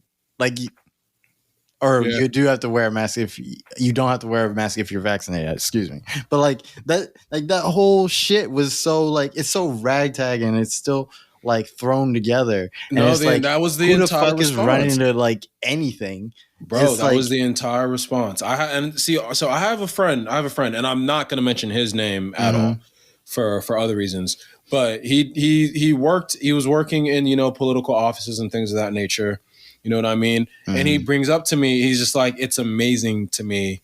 It's amazing to me that, and this is in terms of like, you know, New York legislation and stuff. He's like, it's amazing to me that our offices run at all, and like the state's even like keeping things running and going at all sometimes to me. And I was like, wow. Because there's like so much shit to deal with, and like you're understaffed for a lot. You know what I mean? Because they're not paying people the way they should properly. So they try to put a lot on, certain individuals and expect you to just do more. Right. And so it's like it becomes a mess eventually. And when you can't stop and fix the messes, but you keep letting the mess get bigger, and you're just like, shit, I'll add another person on, but you don't really get a group of people together to really, really fix it. The mess compounds itself. It gets messier and messier and messier. And then you kind of just stuck this way dealing. And now you're just working through and surviving through the mess. You know what I mean? And they can't work like that. When you were talking about just like people being overworked, like one thing I kept thinking about, like about the pandemic, is that like this time here is like the greatest time to be a worker in a way. And I feel like the collective worker sphere is like dropping the ball, because like we could all be like getting raises right now and we're not. And like there was this thing where it was like, I read this thing where they like talking about like how companies are being really picky, but at the same time, like certain companies aren't being as picky. So it's not like Burger King is being real picky about who they hire. Like they'll put things in the window, like even back home, like for me, like they put things in the window where like they'll give you an extra $100 to just sign on to work, cashier or whatever at Burger King. And it's like, that's not a lot of money, but like somebody will take it. You know what I mean? But like, I feel like workers in general could be asking for so much more. We're just not unified in that way where we're actually like talking to each other and being like, hey, listen, this $15 an hour or this $12 an hour, wherever you're from, ain't really cutting it. Like, this is what we should ask for when we go to these jobs. Because like, it's one thing when you go to a job and you ask for a certain pay, but like if nobody else is asking for that, you're the one that gets squeezed out. You know what I mean? But if everybody's asking for that, they're like, oh shit, like if I can't get anybody in here, I might have to start paying this price, And like we're going to get to a point where the pandemic is going to be over for what it is. Not that the pandemic is going to be over where like we won't have to wear masks and stuff anymore, but like it's going to be like quote unquote over. Like and things are going to mellow out one way or another. Like people move on, like humans move on. Like we've always find a way. You know what I mean? Like once we adapt, it's like, once we adapt, it's over. So like after that, if we haven't gotten the shit together the way we need to get it together, like the price will just be the price of whatever you get fucking paid then, And so like, this is, to me, I feel like this is just, it's a sad time coming, because like I can see in the next couple of years shit mellow out and like this will be over. Like they can't like have this going on forever in the way that they're having it going on. We're going to get used to this. You know what I mean? And so where do you want to be after we get used to it is my question. You know what I mean? Yeah. Like, how do you want to be set up? Like, are you talking to your friends and you talking to people about how you want to actually get paid? And like, what are you doing about it? You know what I mean? Like, we should be having these conversations with each other. We should be having these conversations within our communities and stuff. Like, fuck all this. Like, people don't want to work anymore. You don't want to pay anymore. You know what I mean? Like, make them hurt like for that shit. Like make them pay you. You know what I mean? Right. Since we've gotten somehow into workers' unity, the fact is a strike can't work if there are people crossing the picket line. People are willing to cross the picket line because if they're not getting paid and they go broke and they end up homeless on the streets and can't feed their families, that's death to them. Right. So it's like, no, there is no like cushion, because it's like what you want as a worker is you want to be able to come into any business or company and be like, this is a fair wage for me to make a living, pay the bills I need to pay, start a family, stuff like that. This is what I need you to pay. And now what's backing you is the fact that if the company says no, any other worker who sees that business is going to go, why would I want to work there? Right, exactly. And so therefore, if all the workers are like, we're not working at places that aren't properly compensating us, then you only find work at places that compensate you. But here's the thing. If people aren't finding places that compensate them and they're not working at all, and they can't pay their way to eat and survive, it's not good when a person doesn't have the means to keep themselves alive and survive. It's not a good thing whatsoever. Right. Because then that person becomes desperate, and desperate people do whatever it takes. That's true.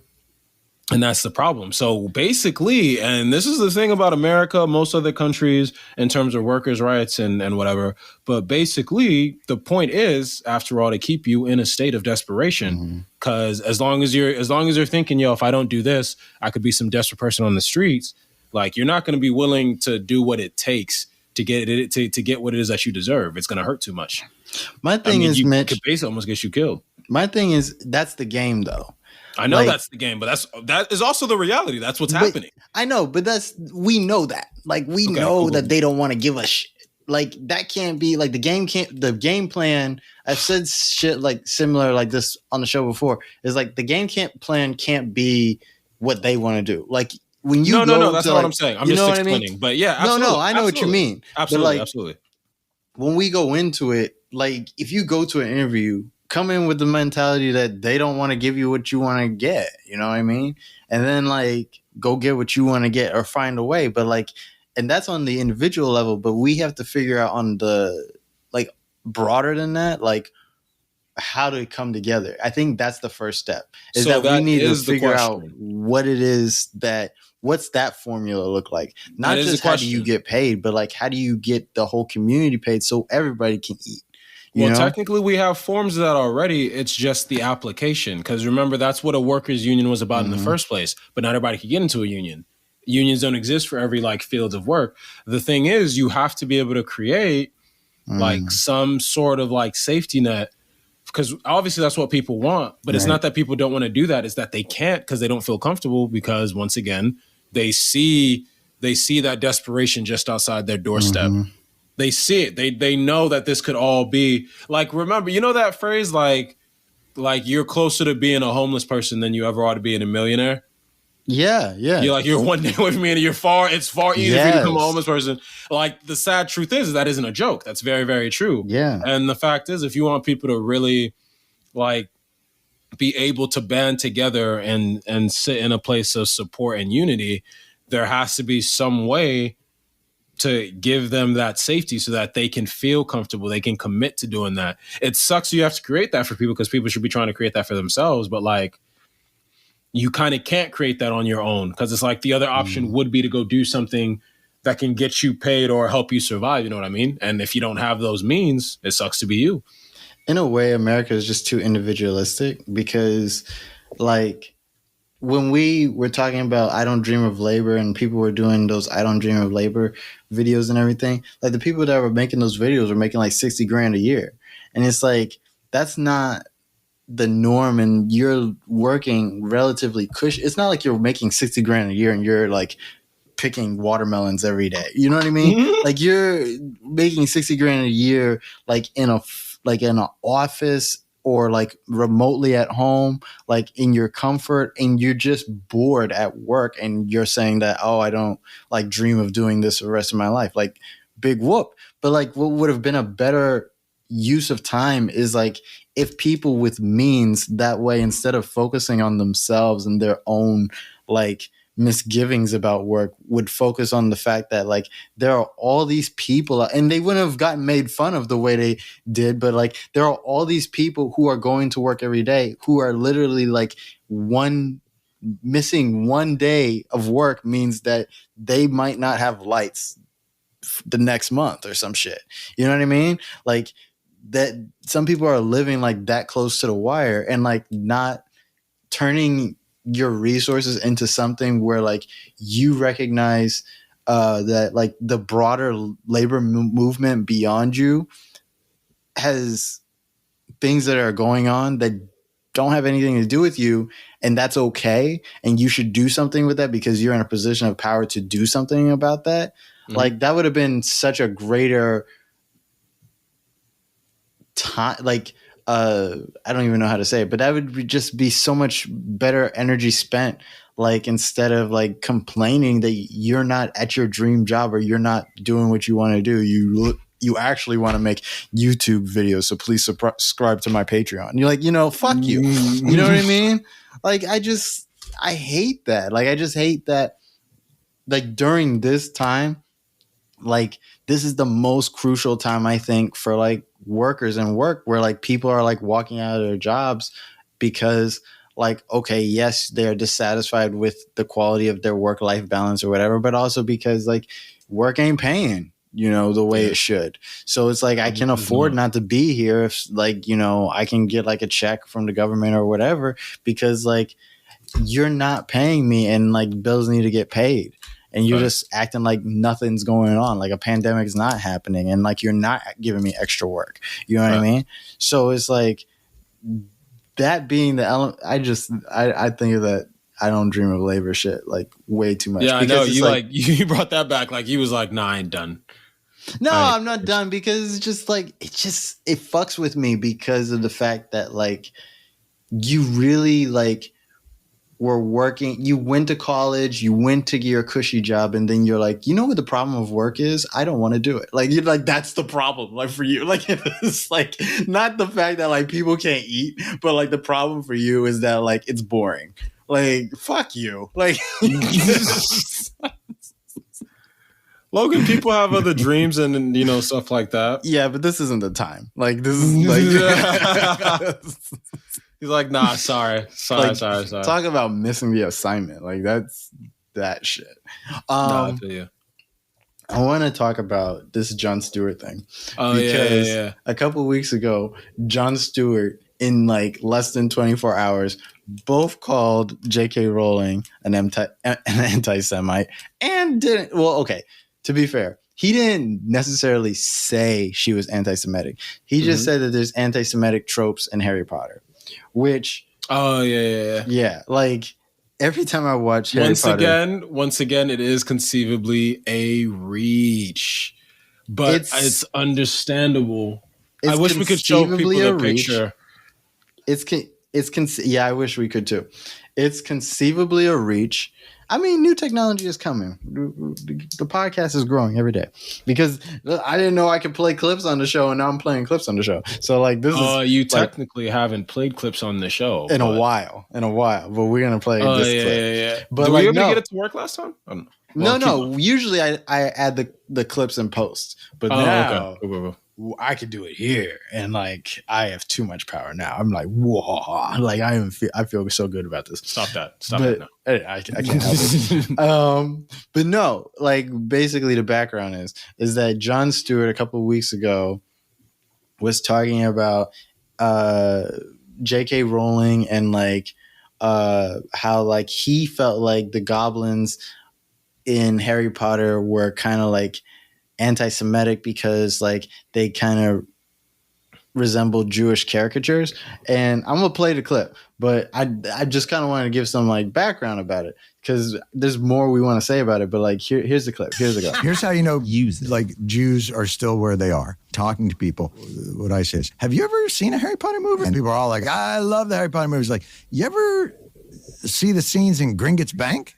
And they're like, I love the scenes in Gringotts Bank. He's like, do you know what those folks that run the bank are? And they're like, what? And they're like, Jews. And then I remember, and then that person says, no, goblins. And then you go, you're like, do you hear yourself? Let me show you this from, it's the Protocols of the Elders of Zion. I just want to show you a caricature. And they're like, oh, look at that. That's from Harry Potter. And you're like, no, that's a caricature of a Jew from an anti-Semitic piece of literature. Yeah, bro, J.K. Rowling was like, can we get these guys to run our bank?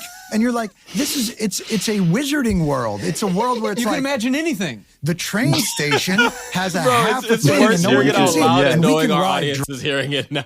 He's like, you can imagine anything. I want to see some of the, because I only saw one caricature. I would like to see more, but like for me, it's still kind of a rough. There's more. I might play more, but like I just wanted to pause it for a second because like I just. Listen, this was on his podcast. Okay, so I'm playing a podcast, whatever. But like, this is on Jon Stewart's podcast, and this is what he decided to bring up, right? And it's just, they're mad annoying. Like his friends are really annoying. I don't like them. But because like what they seem like like when a comedian has friends that just laugh at all their jokes and it's like because they're not necessarily funny themselves, so it's very much it gives me a lot of like pretty girl or like friends with ugly girl energy where like she wants to be the only pretty girl in the friend group. Anyways, Okay. Maybe I shouldn't say that. I don't know. Yeah, I don't know if that was the best example, Chief. No, I mean about Jon Stewart. I know that's a trope. I'm not going to apologize for a trope. But no, that's what he's talking about right now. He's talking about a trope, and he's saying that like the goblins and Gringotts like resemble like anti-Semitic type caricatures of people like that people have made in the past about Jews, which is like the big noses and stuff, and like they're like greedy and they're like seedy and they like run the banks and the underworld and shit like that. And to me, like Mitch said, like to me, I understand where I could see, like I don't like playing both sides of the argument, but like I could see where it's kind of a stretch. Like when you look at the actual caricatures and then you look at the goblins, like they don't really look alike. But I can see where if I was a Jewish person and I was looking at both of those, where I might draw some conclusions. Like that's what I feel like. Where, like I said before we started the show today, it's like I can definitely, of course, see the comparison and I can understand making the comparison. Yeah. But like making the claim without, like, it's hard to, because you can't, it's not like we could read J.K. Rowling's head, read her mind and see what she was actually thinking, or any other creative like heads on that. That's kind of where I was. Is that where you want to go? Yes, Dragons, and you've got a pet owl. And who runs the bank? Who should run the bank? A little bit more. Jews. But not only that, no, it's. I feel like she was like, "Why'd you make it so subtle?" Yeah, I mean, it's. See, I told you, like, they're not funny. Yeah, they look like Jews. What if the teeth were sharper? And you're like, oh, okay. I was like 11 or 12 and was like, I love Harry Potter. And I remember like being in the theater and being like, this is kind of fucked up. That's exactly. It might have been the first time I said the F word. I don't speak for him. He probably Henrik was. does not swear. I was like, ooh. That was one of those things where you I love this little feature because like I really can do like commentary, and this is really too much power for me. It reminded me of those horror movies where like everybody's been taken over by the thing, but you haven't. So you're looking around, and every time someone sees you, they go, ah! It was one of those things where I saw it on the screen, and I was expecting the crowd to be like, holy shit, she did not, in a wizarding world, just throw Jews in there to run the fucking underground bank. And everybody was just like, wizards. It's crazy. Was so weird. Even Dobby was like, that's fucked up. Those are Jews. Listen. Oh, damn. Dobby, the house elves are Jews too now? No, he was saying that even Dobby, like he was making a joke, like even Dobby thinks it's fucked up. Oh, yeah. I was like, why? Which is funny. That was funny. Yeah, man. I'd like to see more. It's just, and so it's not, this isn't me trying to defend JK because like she's got some heat for other stuff. It's just that like, as I look at some of the pictures I was able to find, I want to look at more.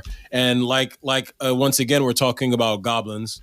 We're talking about, fictional mythical creatures on one sense. Yes, but like Jewish people have been called that before.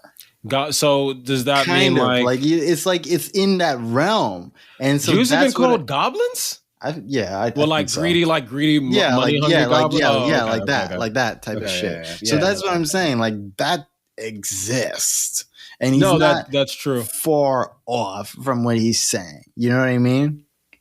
So now, are you then saying that the mythos behind the goblin, because this is where I'm trying to get to, because I don't know if I could say that. I don't have the knowledge. Right. But are you trying to say then that goblin, the mythos of the goblin caricature, all of that is steeped in anti-Semitism?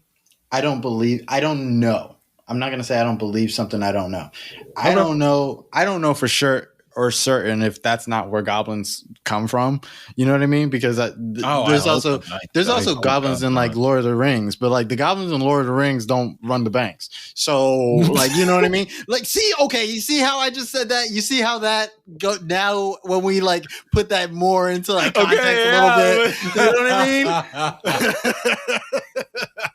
That's what I mean. That's what I mean by I can conceive some things about this thing. So what I'm defending here isn't because it's not JK in the sense. It's just it's the artistic sense of writing, because it's like, all right, why couldn't a goblin run the bank? But then it's like, damn, there is still this really, really strong comparison to be made here. Yes. And for me, it's like, for me, what it comes down to in terms of making the claim, it's like, yo, did you do that on purpose? Yes or no, JK?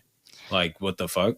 That's okay. And of course you wouldn't say yes, but it's like, I wish you could get that answer. Because we're gonna get there. Because I'm gonna bring us there.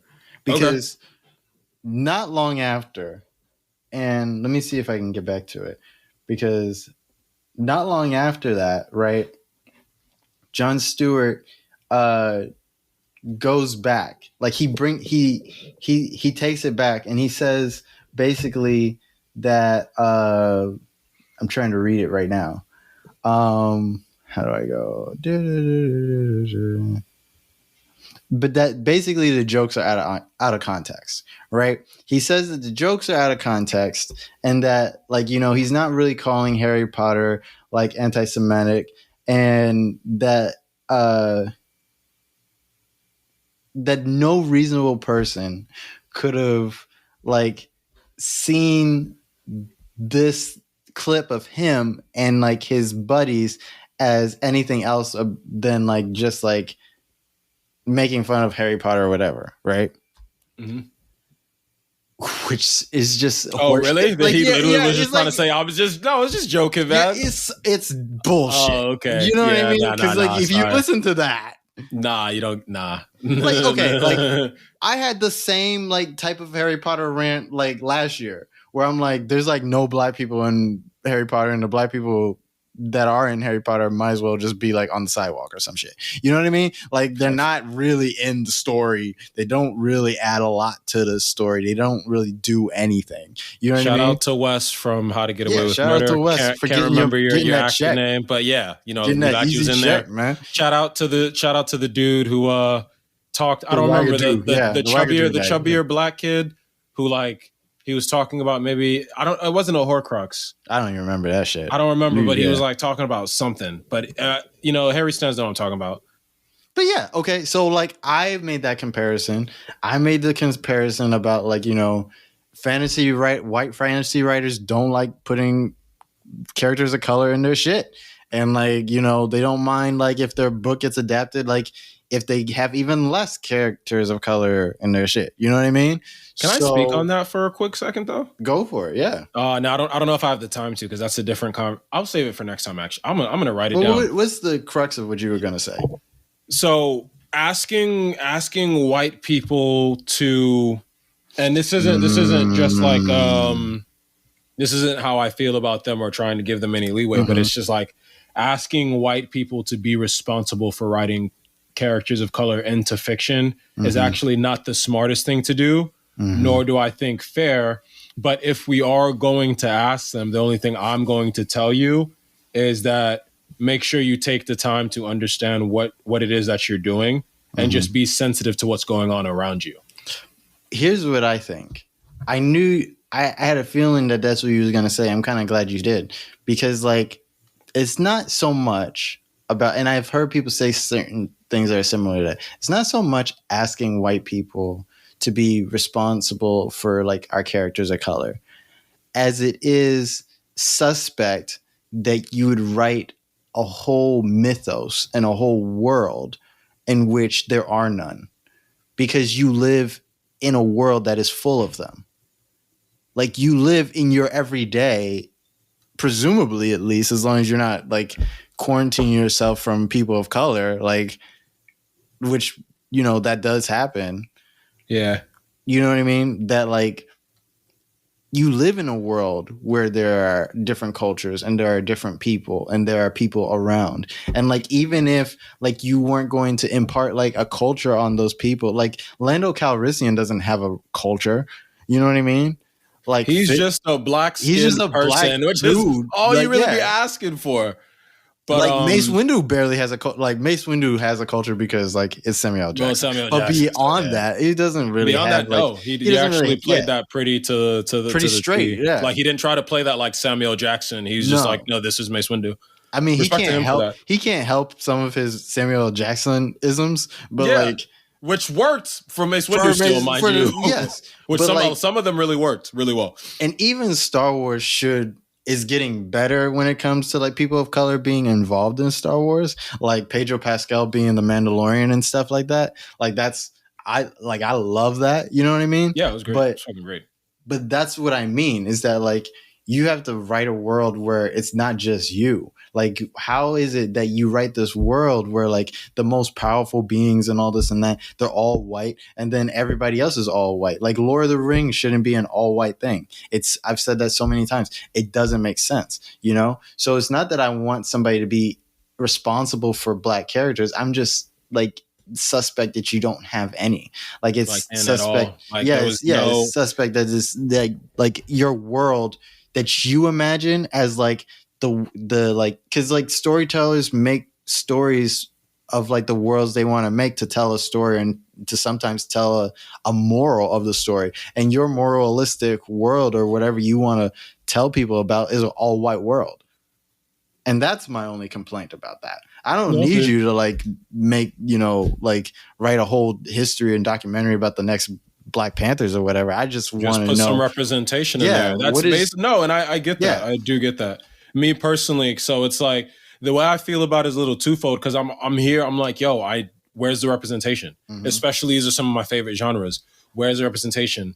On the other end, when we go a little bit deeper and now we're talking about writing nuance, that's where things get complicated. And that's why I'm saying, like, if that isn't your cup of tea, mm-hmm. if you don't have, the cultural knowledge to write a nuanced Black character trying to connect real world issues and Black culture, okay, don't. Right. You can't handle that. Don't try to do something, because then you end up making things worse. Because if you try to write a stock character, the fact is, it's not like Black people want to be like, yeah, give us more stock characters and a nuance. Of course not.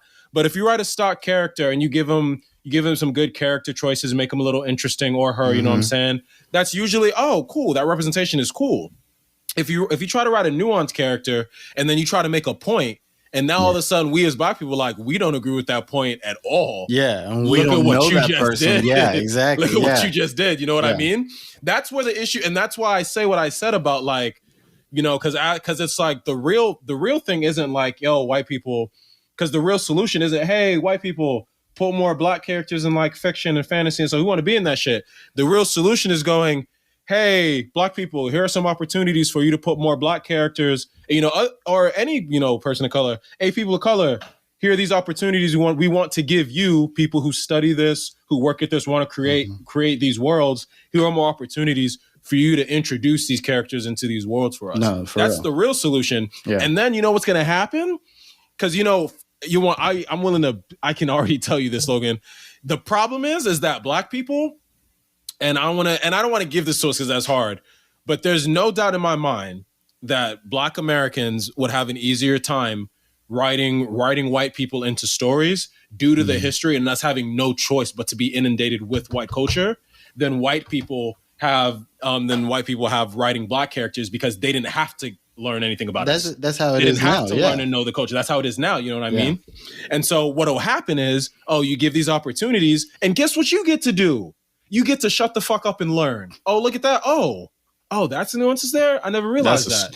Why don't you tell me more about that? I know, but look at how easy the solution is, and look how often it doesn't happen. Because I say it's a stretch, because the solution has always been there like that. Exactly. Like, I know why. If white people wanted to learn Black culture and they wanted to learn about Black people in a way that didn't caricaturize us, you know what I mean? Like, they could do that any time of the day. You can do that. You can I don't know. But even to back up and go back to the J.K. Rowling thing, it's like John's just like I said, just calling the person out for this is like, he goes back and he retracts and he says that he doesn't that was just a conversation between friends, which is bullshit, because this is a conversation you have between friends on your podcast that's sponsored by Apple. You know what I mean? So it's not just like between friends. It's not like that. And you said what you said. You know what I mean? Mm. And you didn't even really get that much backlash about it, but I guess you felt it that way, and then you took it back. Fine, that's your right. right? But it's still kind of bullshit. You know what I mean? And my thing is like the speed in which he like took it back just made me think about not even all this that we just brought up, but like what it made me think of is like, why can't we talk about bigotry in a way that like somebody is like, I did this thing and I'm sorry I did it. Or they're like, I did this thing and yes, I agree with this and I love this thing and I am the bigot that you're looking for. You know what I mean? Like, I don't know why every time we have a talk about like racism or anti-Semitism or any type of ism that's like anti like people in general, that we have to have this reaction where it's like being a kid that gets caught with their hand in the cookie jar where it's like, you know, it's like, oh, it wasn't me and I didn't do this. And like, it's this freak out moment every time. Like Jon Stewart said that like he as a Jewish person felt like the goblins are a little too close in Harry Potter to like anti-Semitic tropes. That's a real thing in this world. That's a real thing that Jewish people go through. Yeah, it's a real thing that black people and everybody else goes through. You know, I probably wouldn't have saw that way, but like Harry Potter is problematic. I could see that like somebody like J.K. Rowling could write that into their story without even being intentionally anti-Semitic, but also still being anti-Semitic. And that being a thing. But we can't you're saying so it's not about her purposely being a bigot in this sense, at least. It's not about her purposely being anti-Semitic. It's just the fact is the content upon further review is sort of anti-Semitic. Yes. Okay. Yeah. Yes. Yeah. No, that makes perfect sense. Yeah. Do we not do men not always say like misogynistic shit without even realizing the shit's misogynistic? Yeah, that's fair. So it's like, why can't it be conceivable that somebody can be a bigot without knowing that they're being a bigot when the bigotry that they're being accused of has nothing to do with them? You know what I mean? Yeah, that's valid, actually. That's really valid. Like, there's so many factors that would contribute to that. There's so many factors that would contribute to even me being a bigot and not knowing.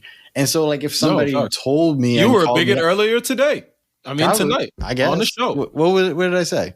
Trying to say the escort sugar daddy earning her goddamn money, talking about, oh, she got a sugar daddy. Okay, like you paid for a fucking service, asshole. If that's me being bigoted, you know, yeah, like I know, but it's me. So I told you, I have a choice to make now. Well, it's not okay. No, it's not. Thank you. You better, nigga. But that's the choice I have to make. It's like either I'm going to do better or I'm not going to do better. You know what I mean? Facts. Exactly. So why can't we just let people make that fucking choice? Why can't we just fucking listen to people sometimes? Like, why does Jon Stewart have to issue a whole apology and say like, I wasn't really saying you didn't mention that. But that's what I'm saying. That's what it is, basically. Oh, okay. You know what I mean? Like when you have to, you have to like take it back and say, "Oh, I wasn't calling J.k. Rowling anti-Semitic," when you just like went on a whole rant about how anti-Semitic she was. Like why do we have to do that every time? What's up? I feel you like, what's up with that? Come on, be real, my G. But hey, as Dave Chappelle, who wasn't very much liked at this time, but as he taught us, there are times when keeping it real goes wrong. And as joking as that sounds, that is the reason why that happens, Logan, because people will give like a genuine response to something, but sometimes the audience you had did not appreciate and or like your response. Now, I'm not saying that's right or wrong. It's just like that's the reason that be happening. We're talking about cancel culture now and stuff like that, but that's always been a thing in our society. Doing or saying certain shit, depending on a certain sector you work in, can get you fucked up depending on how the people around you feel. Yeah, that's true. And that's what he's going through right now. Do I think it should be that way per se? Nah, I think there should be a better process, a way, because the fact is you want to be authentic, you want to be real, you want to be 100% genuine and honest, whether it's positive or negative. But that doesn't mean all the reactions to either or is always going to be what you expect. But how do you do that in a way where you feel like you don't have to go back on what you felt or what you really felt or meant? You know what I mean?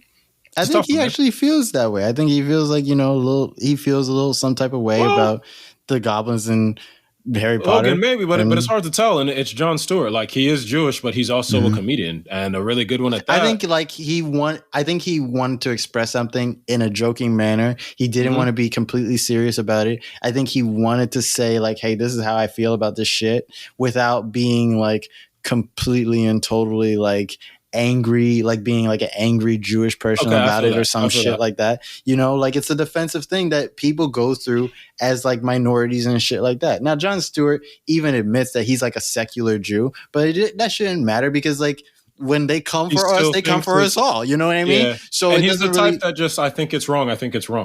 Yes, exactly. So that's what I don't really understand about the whole thing. Logan, I get you, but this is all still for both of our perspectives conjecture. Like the fact is, it's up to him whether that's the case or not. Yeah, no, you're right. The truth of the matter is, right. Like I hear it. I now understand where you're coming from entirely, and like it definitely makes sense. But like because it's him, it's like I don't actually know whether he really meant it or not. Whether he decided like I get to, because he gets to use his background, and therefore you can make a joke even more powerful depending on where you're coming from. You know what I'm saying? But like I couldn't personally tell you when he started off, like he literally started off saying, "This is how I know Jews aren't where we really think they are in a society," and it's just like, yo, you're about to hit us with some real shit here. You know what I mean? Like, and then to be at the end of the day and be intense, like, bro. Be like, oh, well, I didn't really think. Mind you, as funny as, and I don't know how this will sound, but as funny as it seems, it's funny that he says that because he's like, this is how you know Jews aren't in a place where they are, but he's the one coming from a place where most people aren't. Yes. You know what I mean? Isn't that kind of funny? Yeah. So it's like, so I really even further, like it's hard to really kind of tell. Like he could have just been, hamming it up because that is an opportunity for a well-placed, solid joke for him to be received as we're receiving it. Yeah. But I honestly couldn't tell you if I'm being real because like it's up to him. Because that's valid points. But like I was telling you earlier, the more I think about it, it fucks me up. Yeah, but both of us still kind of agree because I guess we got to do more research, but we're supposed to like conceivably a stretch though, considering. Yeah. And we're not assholes like that because we see where you're coming from, hear you, but like we both can still acknowledge if we were in a court case, for example, and we had to keep things fair, yes, you know what I'm saying? We'd have to be like, well, damn, I don't know. I don't know. Like I need more. We need a little bit more evidence. I would say yes. I would feel that way. Like in an official sense, I would feel like I need a little bit more. I need to see a little bit more, but I would also feel like I see where you're going. Just give me a little bit more. Yeah. You know what I mean? The thing like I don't discount where he's going with it at all. Mm-hmm. Like I feel like that has a point somewhere because Harry Potter has a lot of shit in it. Like it has shit in it where it's like the elves or whatever like to be slaves and shit. And it's like, and not only do they like to be slaves, it's because their life is better if they are slaves. Okay, like this is some shit in the story. So it's I don't have time to do a full analysis. It's not inconceivable to me that the lady who wrote that also might have like feelings about Jews that even she doesn't reckon with. You know what I mean? Like maybe. We all just found out she's transphobic. Like it's not like there's a whole bunch of shit that is not like inconceivable about the person in question and the story in question. I do get you. I do feel you there, but it's still, you can't go making claims and then not be able to fully back it up based on just like, yes, of course she did. She said some transphobic things, she had some turf elements going on and we're going to call you out for that. But we can't also just start going, oh, well, if you think like that and that's how you do that, all of a sudden that absolutely means you're acting like this. That's like, putting someone at trial, hanging someone. And it was like, yeah, they were guilty of this, but we didn't punish them for that. And then we hung them for something they weren't guilty of, if that makes sense. My thing is, I don't think like we have to burn J.K. Rowling at the stake for like the Goblins and Harry Potter. But I think unless we have to burn her at the stake for the Goblins and Harry, which I hope isn't the case. But I think it's an interesting thing that he was saying about like, the media that we consume, that we don't even really look at the media that we're consuming sometimes. That's valid. And that the fact that like maybe she would be a part of that. And I feel like maybe you would be a part of that because of the fact that you consume some media that you didn't really think about. You know what I mean? To regurgitate that back into the world would mean that like you don't have all the facts yourself, and like you took something that is a part of your society, is a part of the anti-Semitism in your culture and your society that nobody's reckoned with yet, and you turned it into something, you know? That's interesting. And that's like something that we should talk about. That's really something we should have kept talking about. But then it turned into this thing that was about Jon Stewart. And it was just, you know. Now that's what's weird, because the point you made about calling out bigotry when it happened to him, I was like, wait, he's Jewish. Like he can make jokes like that. Yeah. To the fact of the matter, not to say like it's okay to be an asshole in any sense, but like if we're talking about sensitivity, well, he is a man raised Jewish, whether you like it or not. Yeah. If there was going to be someone to make a comparison or joke, it would make sense that it was him. And now he had this feeling, or he said this, and like that was your response to it. Your response wasn't to maybe like look for any reasons on the facts on what he was saying. You know what I mean? Your response was to only just be like, yo, that was insensitive, dude. We reject that. It's like, well, wait now. It's not like it was me or you saying that. Because then it's like, yo, where'd you even come from? I think what really gets me like excited and like kind of upset about the whole thing is that like this is something that happens to Black people all the time, whereas like a Black person will say, hey, this racist thing happened to me, but then like they bow out of it, and that's their own personal like thing, you know. But at the same time, it makes us look like we're faking the racism. You know what I mean? And so it's like you made this whole stink, and I don't want to call it that. I don't want to call it a whole stink because it's a valid thing to like. It wasn't really to talk like about that. Yeah, it wasn't but really like that. you talked about this thing and then you didn't stand with it. And if you don't want to stand with it, that's also your business. You're a Jewish person. You don't want that heat on you that way. I get that, but at the same time, the effect is later is like, well, you're crying wolf about this shit that like, you know, you made this whole thing up and blah, blah, blah, blah. You're the Jewish Jussie Smollett or something. You know what I mean? Yeah. And I hate that. I hate that because it's like, we should Jewish Jussie now you caught it? I caught it earlier, but I was like, oh my God. I was like, oh my God. And I was like, no, don't respond. And I was like, no, fuck it. No. I heard that shit. I must have a reaction. An out loud reaction. Carry on. That's I'm just saying, like, we should be able to, like, honestly and maturely, like, examine bigotry without having to be, like, I don't want to say without having to be reactionary about it, because, like, you should have a reaction to it, but without having to be like, oh my God, did you hear Jon Stewart called J.k. Rowling an anti-Semite? One of them is the worst person in the world. I wonder who. Like, it's like, I hate that game. Like, it's stupid. It doesn't make anything happen. It doesn't like contribute to anything. There's like real lessons to be learned about certain shit. There's like lessons to be learned about like bigotry you don't think about that you do every day. No, the thing is, because it's like the thing is emotions can't get involved here, because what we're here to establish is what are the facts. Did you mean this? Did you not mean this? We want the truth. But in examples like this, it's hard because, you know, we're coming from like intellectual properties in this case. But I'm saying you can not mean something and still be doing it. No. But what I'm saying is the problem is like we start talking about the people's characters instead of trying to get to the facts of what's going on. It's like, oh, who said this? Who said that? And it's like, no. We think this person did this. This is why. Is it true or not? That's it. Like, that's literally actually it. Like, this is what was said or this is what was happened. You know, it is by these two people. That's least important, but this is what we said. This is what happened. We need the evidence to support this claim. Can we establish that in you know, respectable or some sort of respectable, efficient manner? And usually the answer is no. Usually we don't do it that way. Usually it becomes like a fucking mudslinging fest.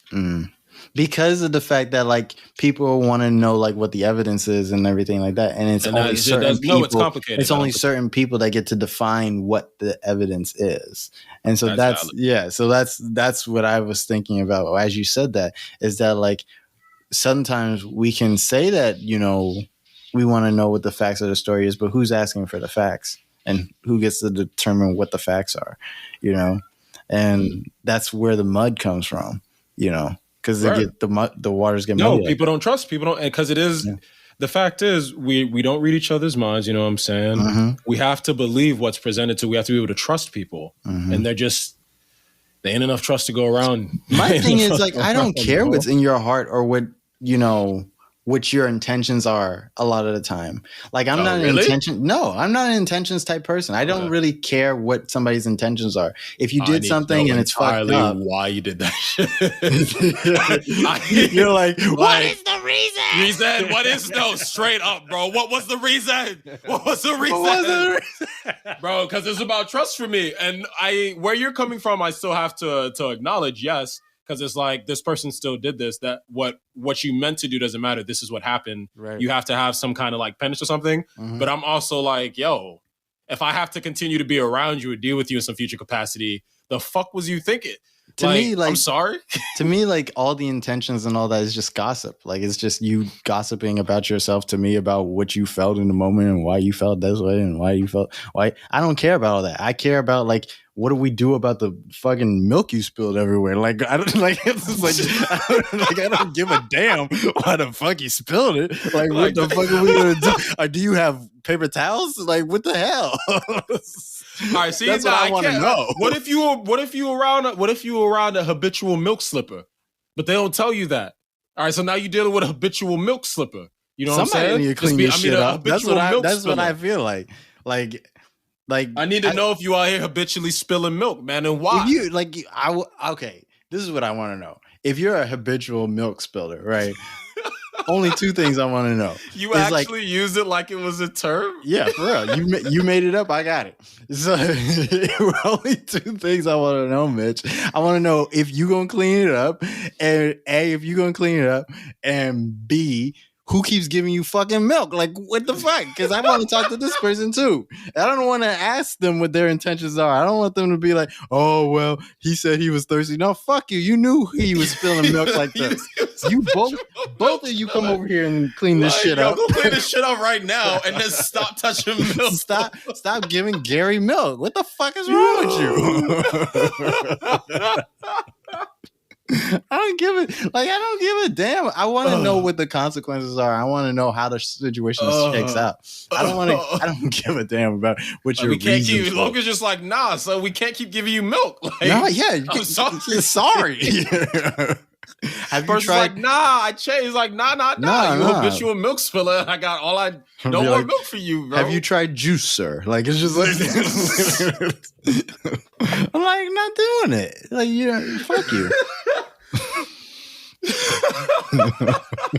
It's horrible. That is my approach to a lot of things in life. I don't really care about. I'm not judging. It's valid. It's fair. It's fair. I will say it's fair. But like, I feel like that's more fair. Like, that's more fair because like when you start getting into people's intentions and stuff, you're like, oh well, he did it only a little bit. He only did a little bit of murder. Like, it's like well, see, my thing is because the reason I'm about reasoning because it's like I'm thinking in terms of interacting and being around people.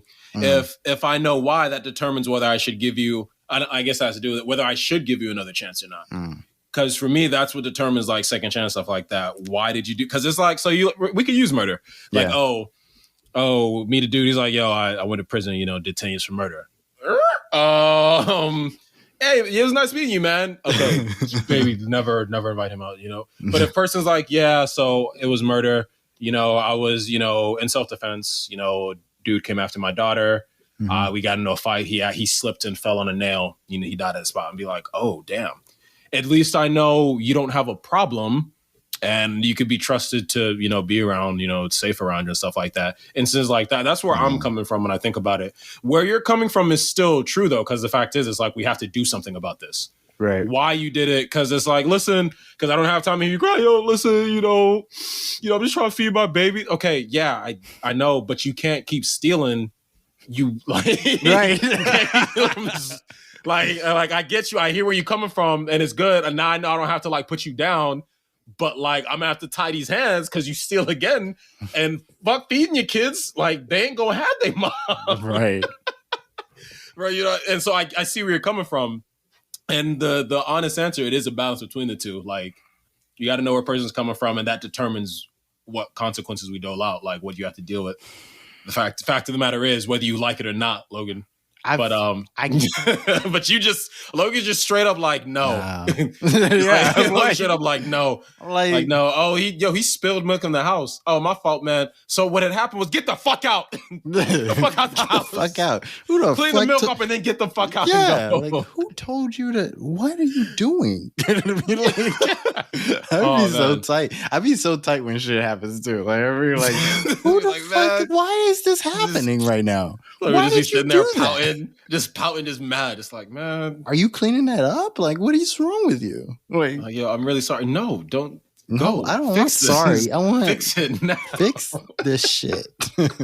This is not the way I want my day to go, and it's because of you. Like, stop.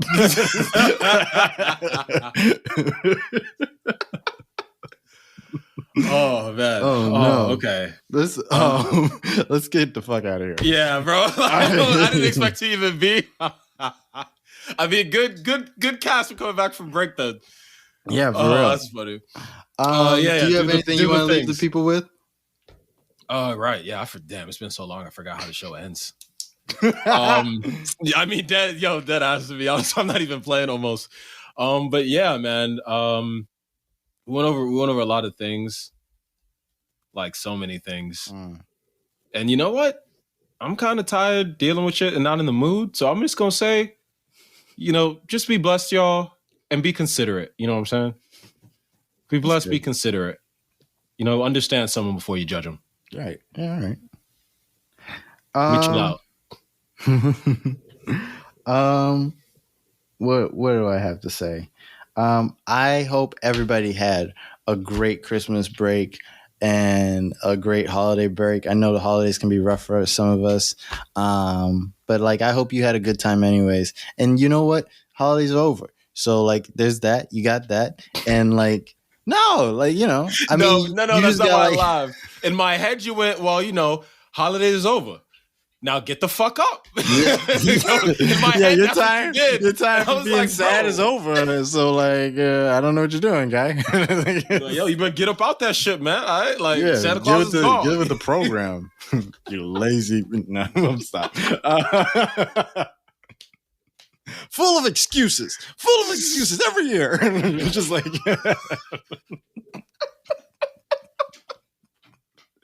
no, what I wanted to say is that Valentine's Day is coming up, but it's one day. You just Valentine's Day. Don't how many people that say that are people that aren't with people? Exactly.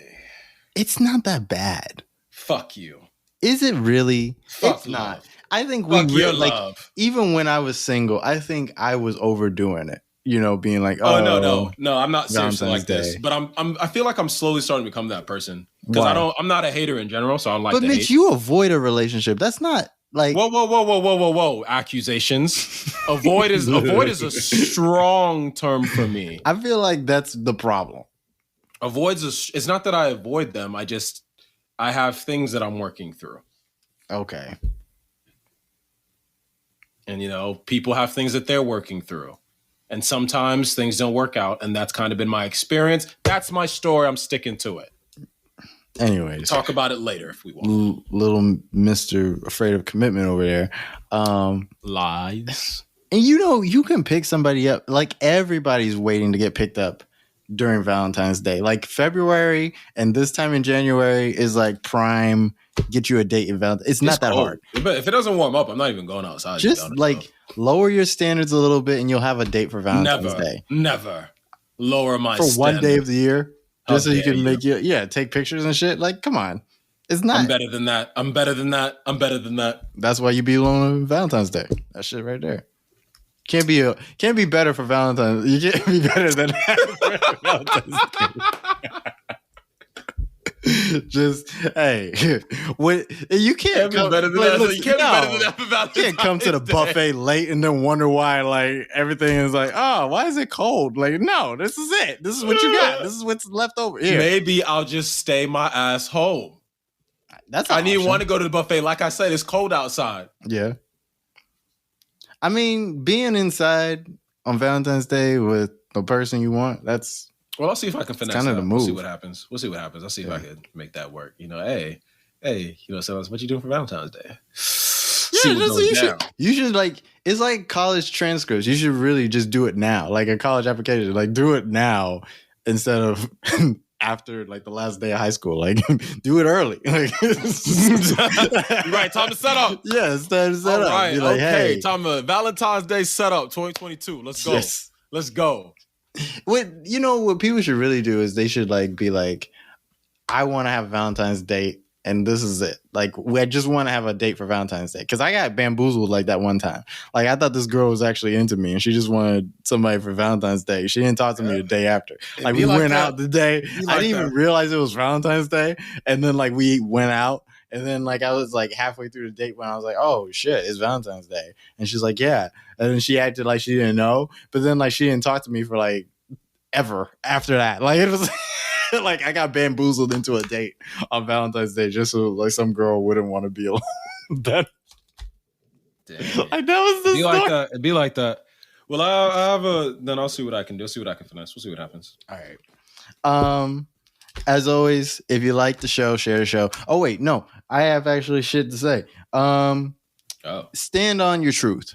Like, if you got shit going on and it really fucks with your soul, like, stand on that shit, And I get, like, if you're not ready to come out with that shit, but if you're not ready for it, keep that shit to yourself. Like, don't, like, put the whole internet into a tizzy because you felt like popping off at the mouth, And you got, like, established, like, editors and producers and shit that can, like, edit it out. Like, say that then, like, after, like, production, be like, hey, I said some shit at 42 minutes and I don't really know if I want it out there. Like say, like, that's the time when it's not that you can't get it off your chest. It's just that, it's, maybe after you get it off your chest and you change your mind, don't wait till everybody else has to deal with that shit before you change your mind. Like, that's all I'm saying. Like, just change your mind before we hear it. But like, as always, if you like the show, share the show. If you hate the show, share the show. Yo, podcasts are like about to hit the bubble, by the way. The bubble on podcasts are about to pop. And I'm going to talk about that next show. Let's do it. I really am, because you podcasts out there, I see it. And this is a young podcast itself, but like, we're going to survive. I don't know what some of y'all going to do with the bubble pops, but we're going to be all right. Like, we in it, bitch. Yeah. Like, obviously we're going to be okay. Because we don't really, come on. But no, the bubble's about to pop, and I am like, look. You ever see that meme where Jay-Z's like looking if it's like gonna rain or some shit? Like, he's like looking up, like, yeah, that's how I feel about, like, I'm just like waiting any moment, because like there's like a billion podcasts out right now, because like everybody, like, there's all these podcast apps and like everybody like is podcasting and stuff, but most of y'all don't make it for like 3 weeks because like you realize don't nobody want to hear your shit. Like, you're like, your friends don't want to hear you, your mom don't want to hear you. Yeah, like, it like hurts your ego. Logan said, "I'm gonna pop the bubble myself," is what I really meant to say. Yes. So all y'all other podcasts need to just go ahead, get on out. Let me do my goddamn thing. Thank you. Yes. Let somebody don't use me. Don't you use me? Yeah, you shouldn't. Your statements. You know mine. Me. Don't become a resource for me if you don't want me to use it.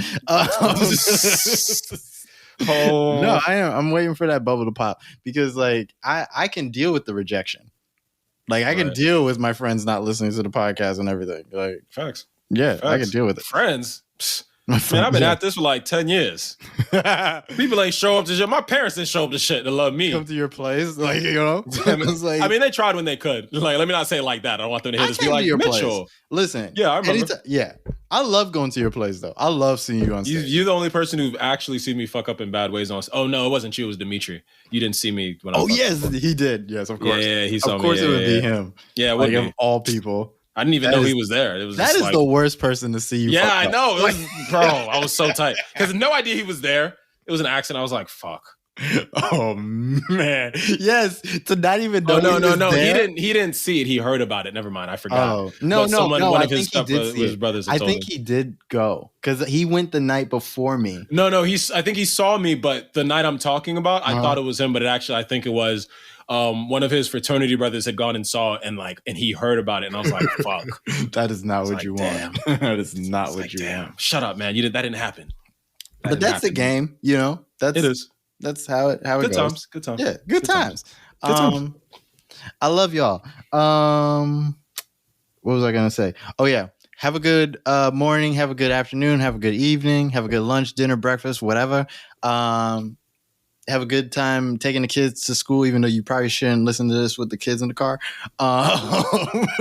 We say fuck too much for little ears.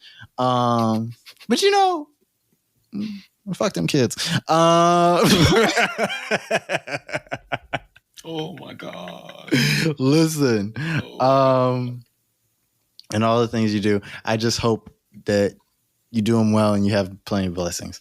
I am wrapping the show up. We getting out of here. Say bye to the people, Mitch. Farewell. I'll take it.